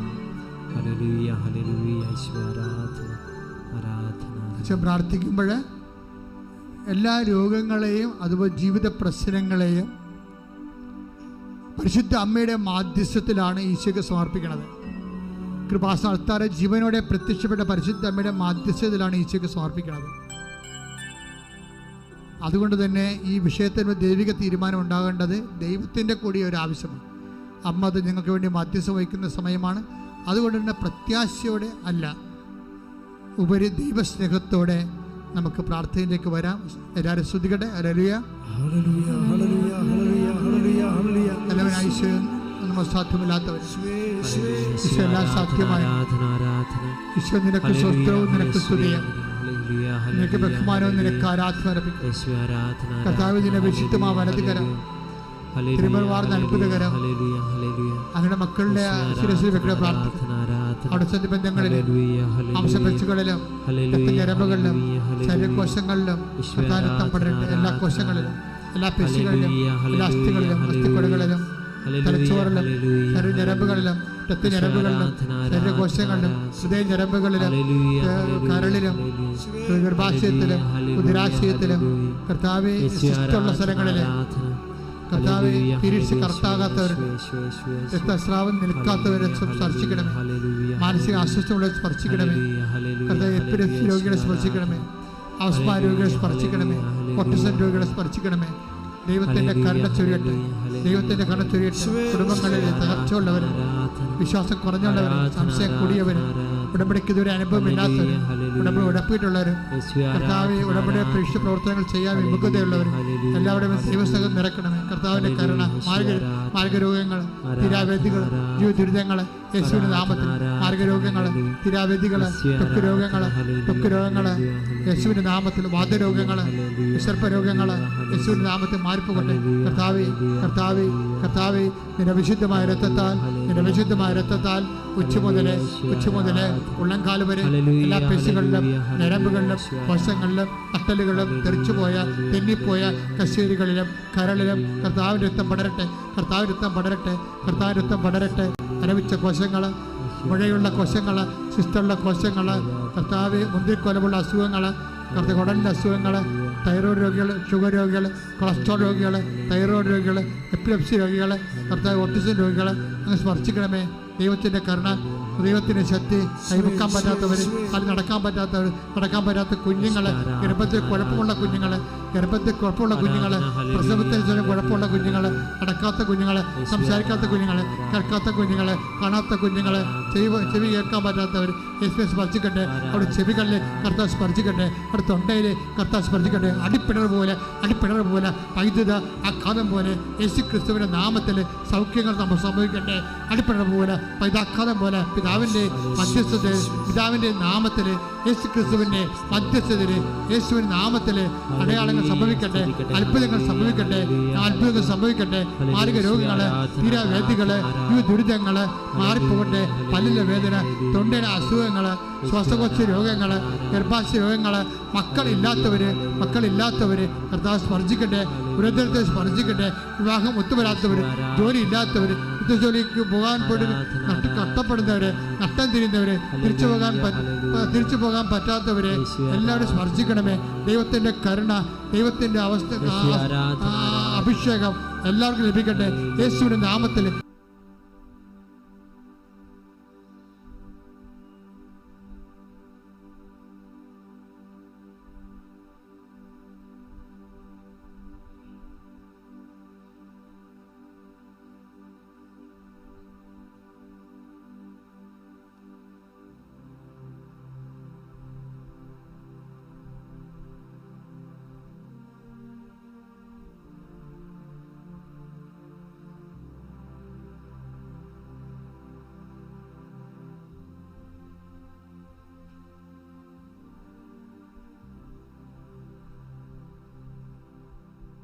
സമാപന ആശീർവാദത്തിനായിട്ട് ശിരസ്തംഭിക്കുക. കർത്താവേ, ഉടമ്പടി പ്രാർത്ഥനയിലെ പ്രവർത്തനങ്ങളിലൂടെ സ്നേഹം വർദ്ധിപ്പിച്ച്, സ്വാതന്ത്ര്യം വർദ്ധിപ്പിച്ച്, ദൈവമക്കളുടെ സ്വാതന്ത്ര്യം അനുഭവിച്ച്, അങ്ങയോട് മോശയോടെന്ന പോലെ മുഖാമുഖം സംസാരിച്ചതുപോലെ അങ്ങയോട് സംസാരിക്കുവാൻ, അങ്ങ് പറയുന്ന കാര്യങ്ങൾ വിശുദ്ധ ഗ്രന്ഥത്തിലൂടെ മനസ്സിലാക്കുകയും ഞങ്ങളുടെ മനസ്സിലൂടെ അങ്ങ് പറയുന്ന സംസാരവും സംഭാഷണവും ഗ്രഹിക്കുവാൻ തക്കവിധം ദൈവസ്നേഹമുള്ളവരായി ഞങ്ങൾ ഓരോരുത്തരെയും മാറ്റണമേ എന്നും അഭിഷേകം ചെയ്യണമേ എന്നും പ്രാർത്ഥിച്ചുകൊണ്ട്, ദൈവമേ, അങ്ങയുടെ ആശീർവാദത്തിന് മുൻപിൽ ഞങ്ങൾ ശിരസ് നമിക്കുന്നു. ഞങ്ങളെ ആശീർവദിച്ച് അഭിഷേകം ചെയ്യണമേ. അങ്ങയുടെ ദൈവസ്നേഹത്താൽ നിറയുന്നവരാക്കി മാറ്റണമേ എന്ന് ഞങ്ങൾ പ്രാർത്ഥിക്കുന്നു.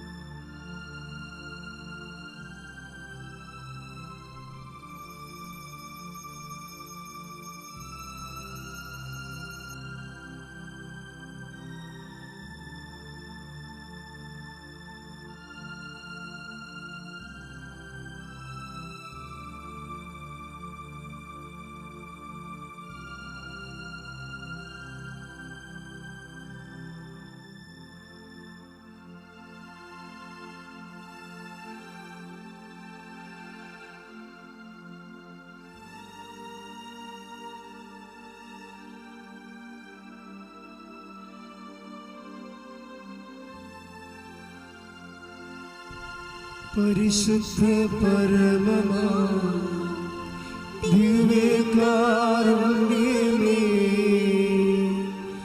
ഇന്നും എന്നും അങ്ങേയ്ക്കാരാധന.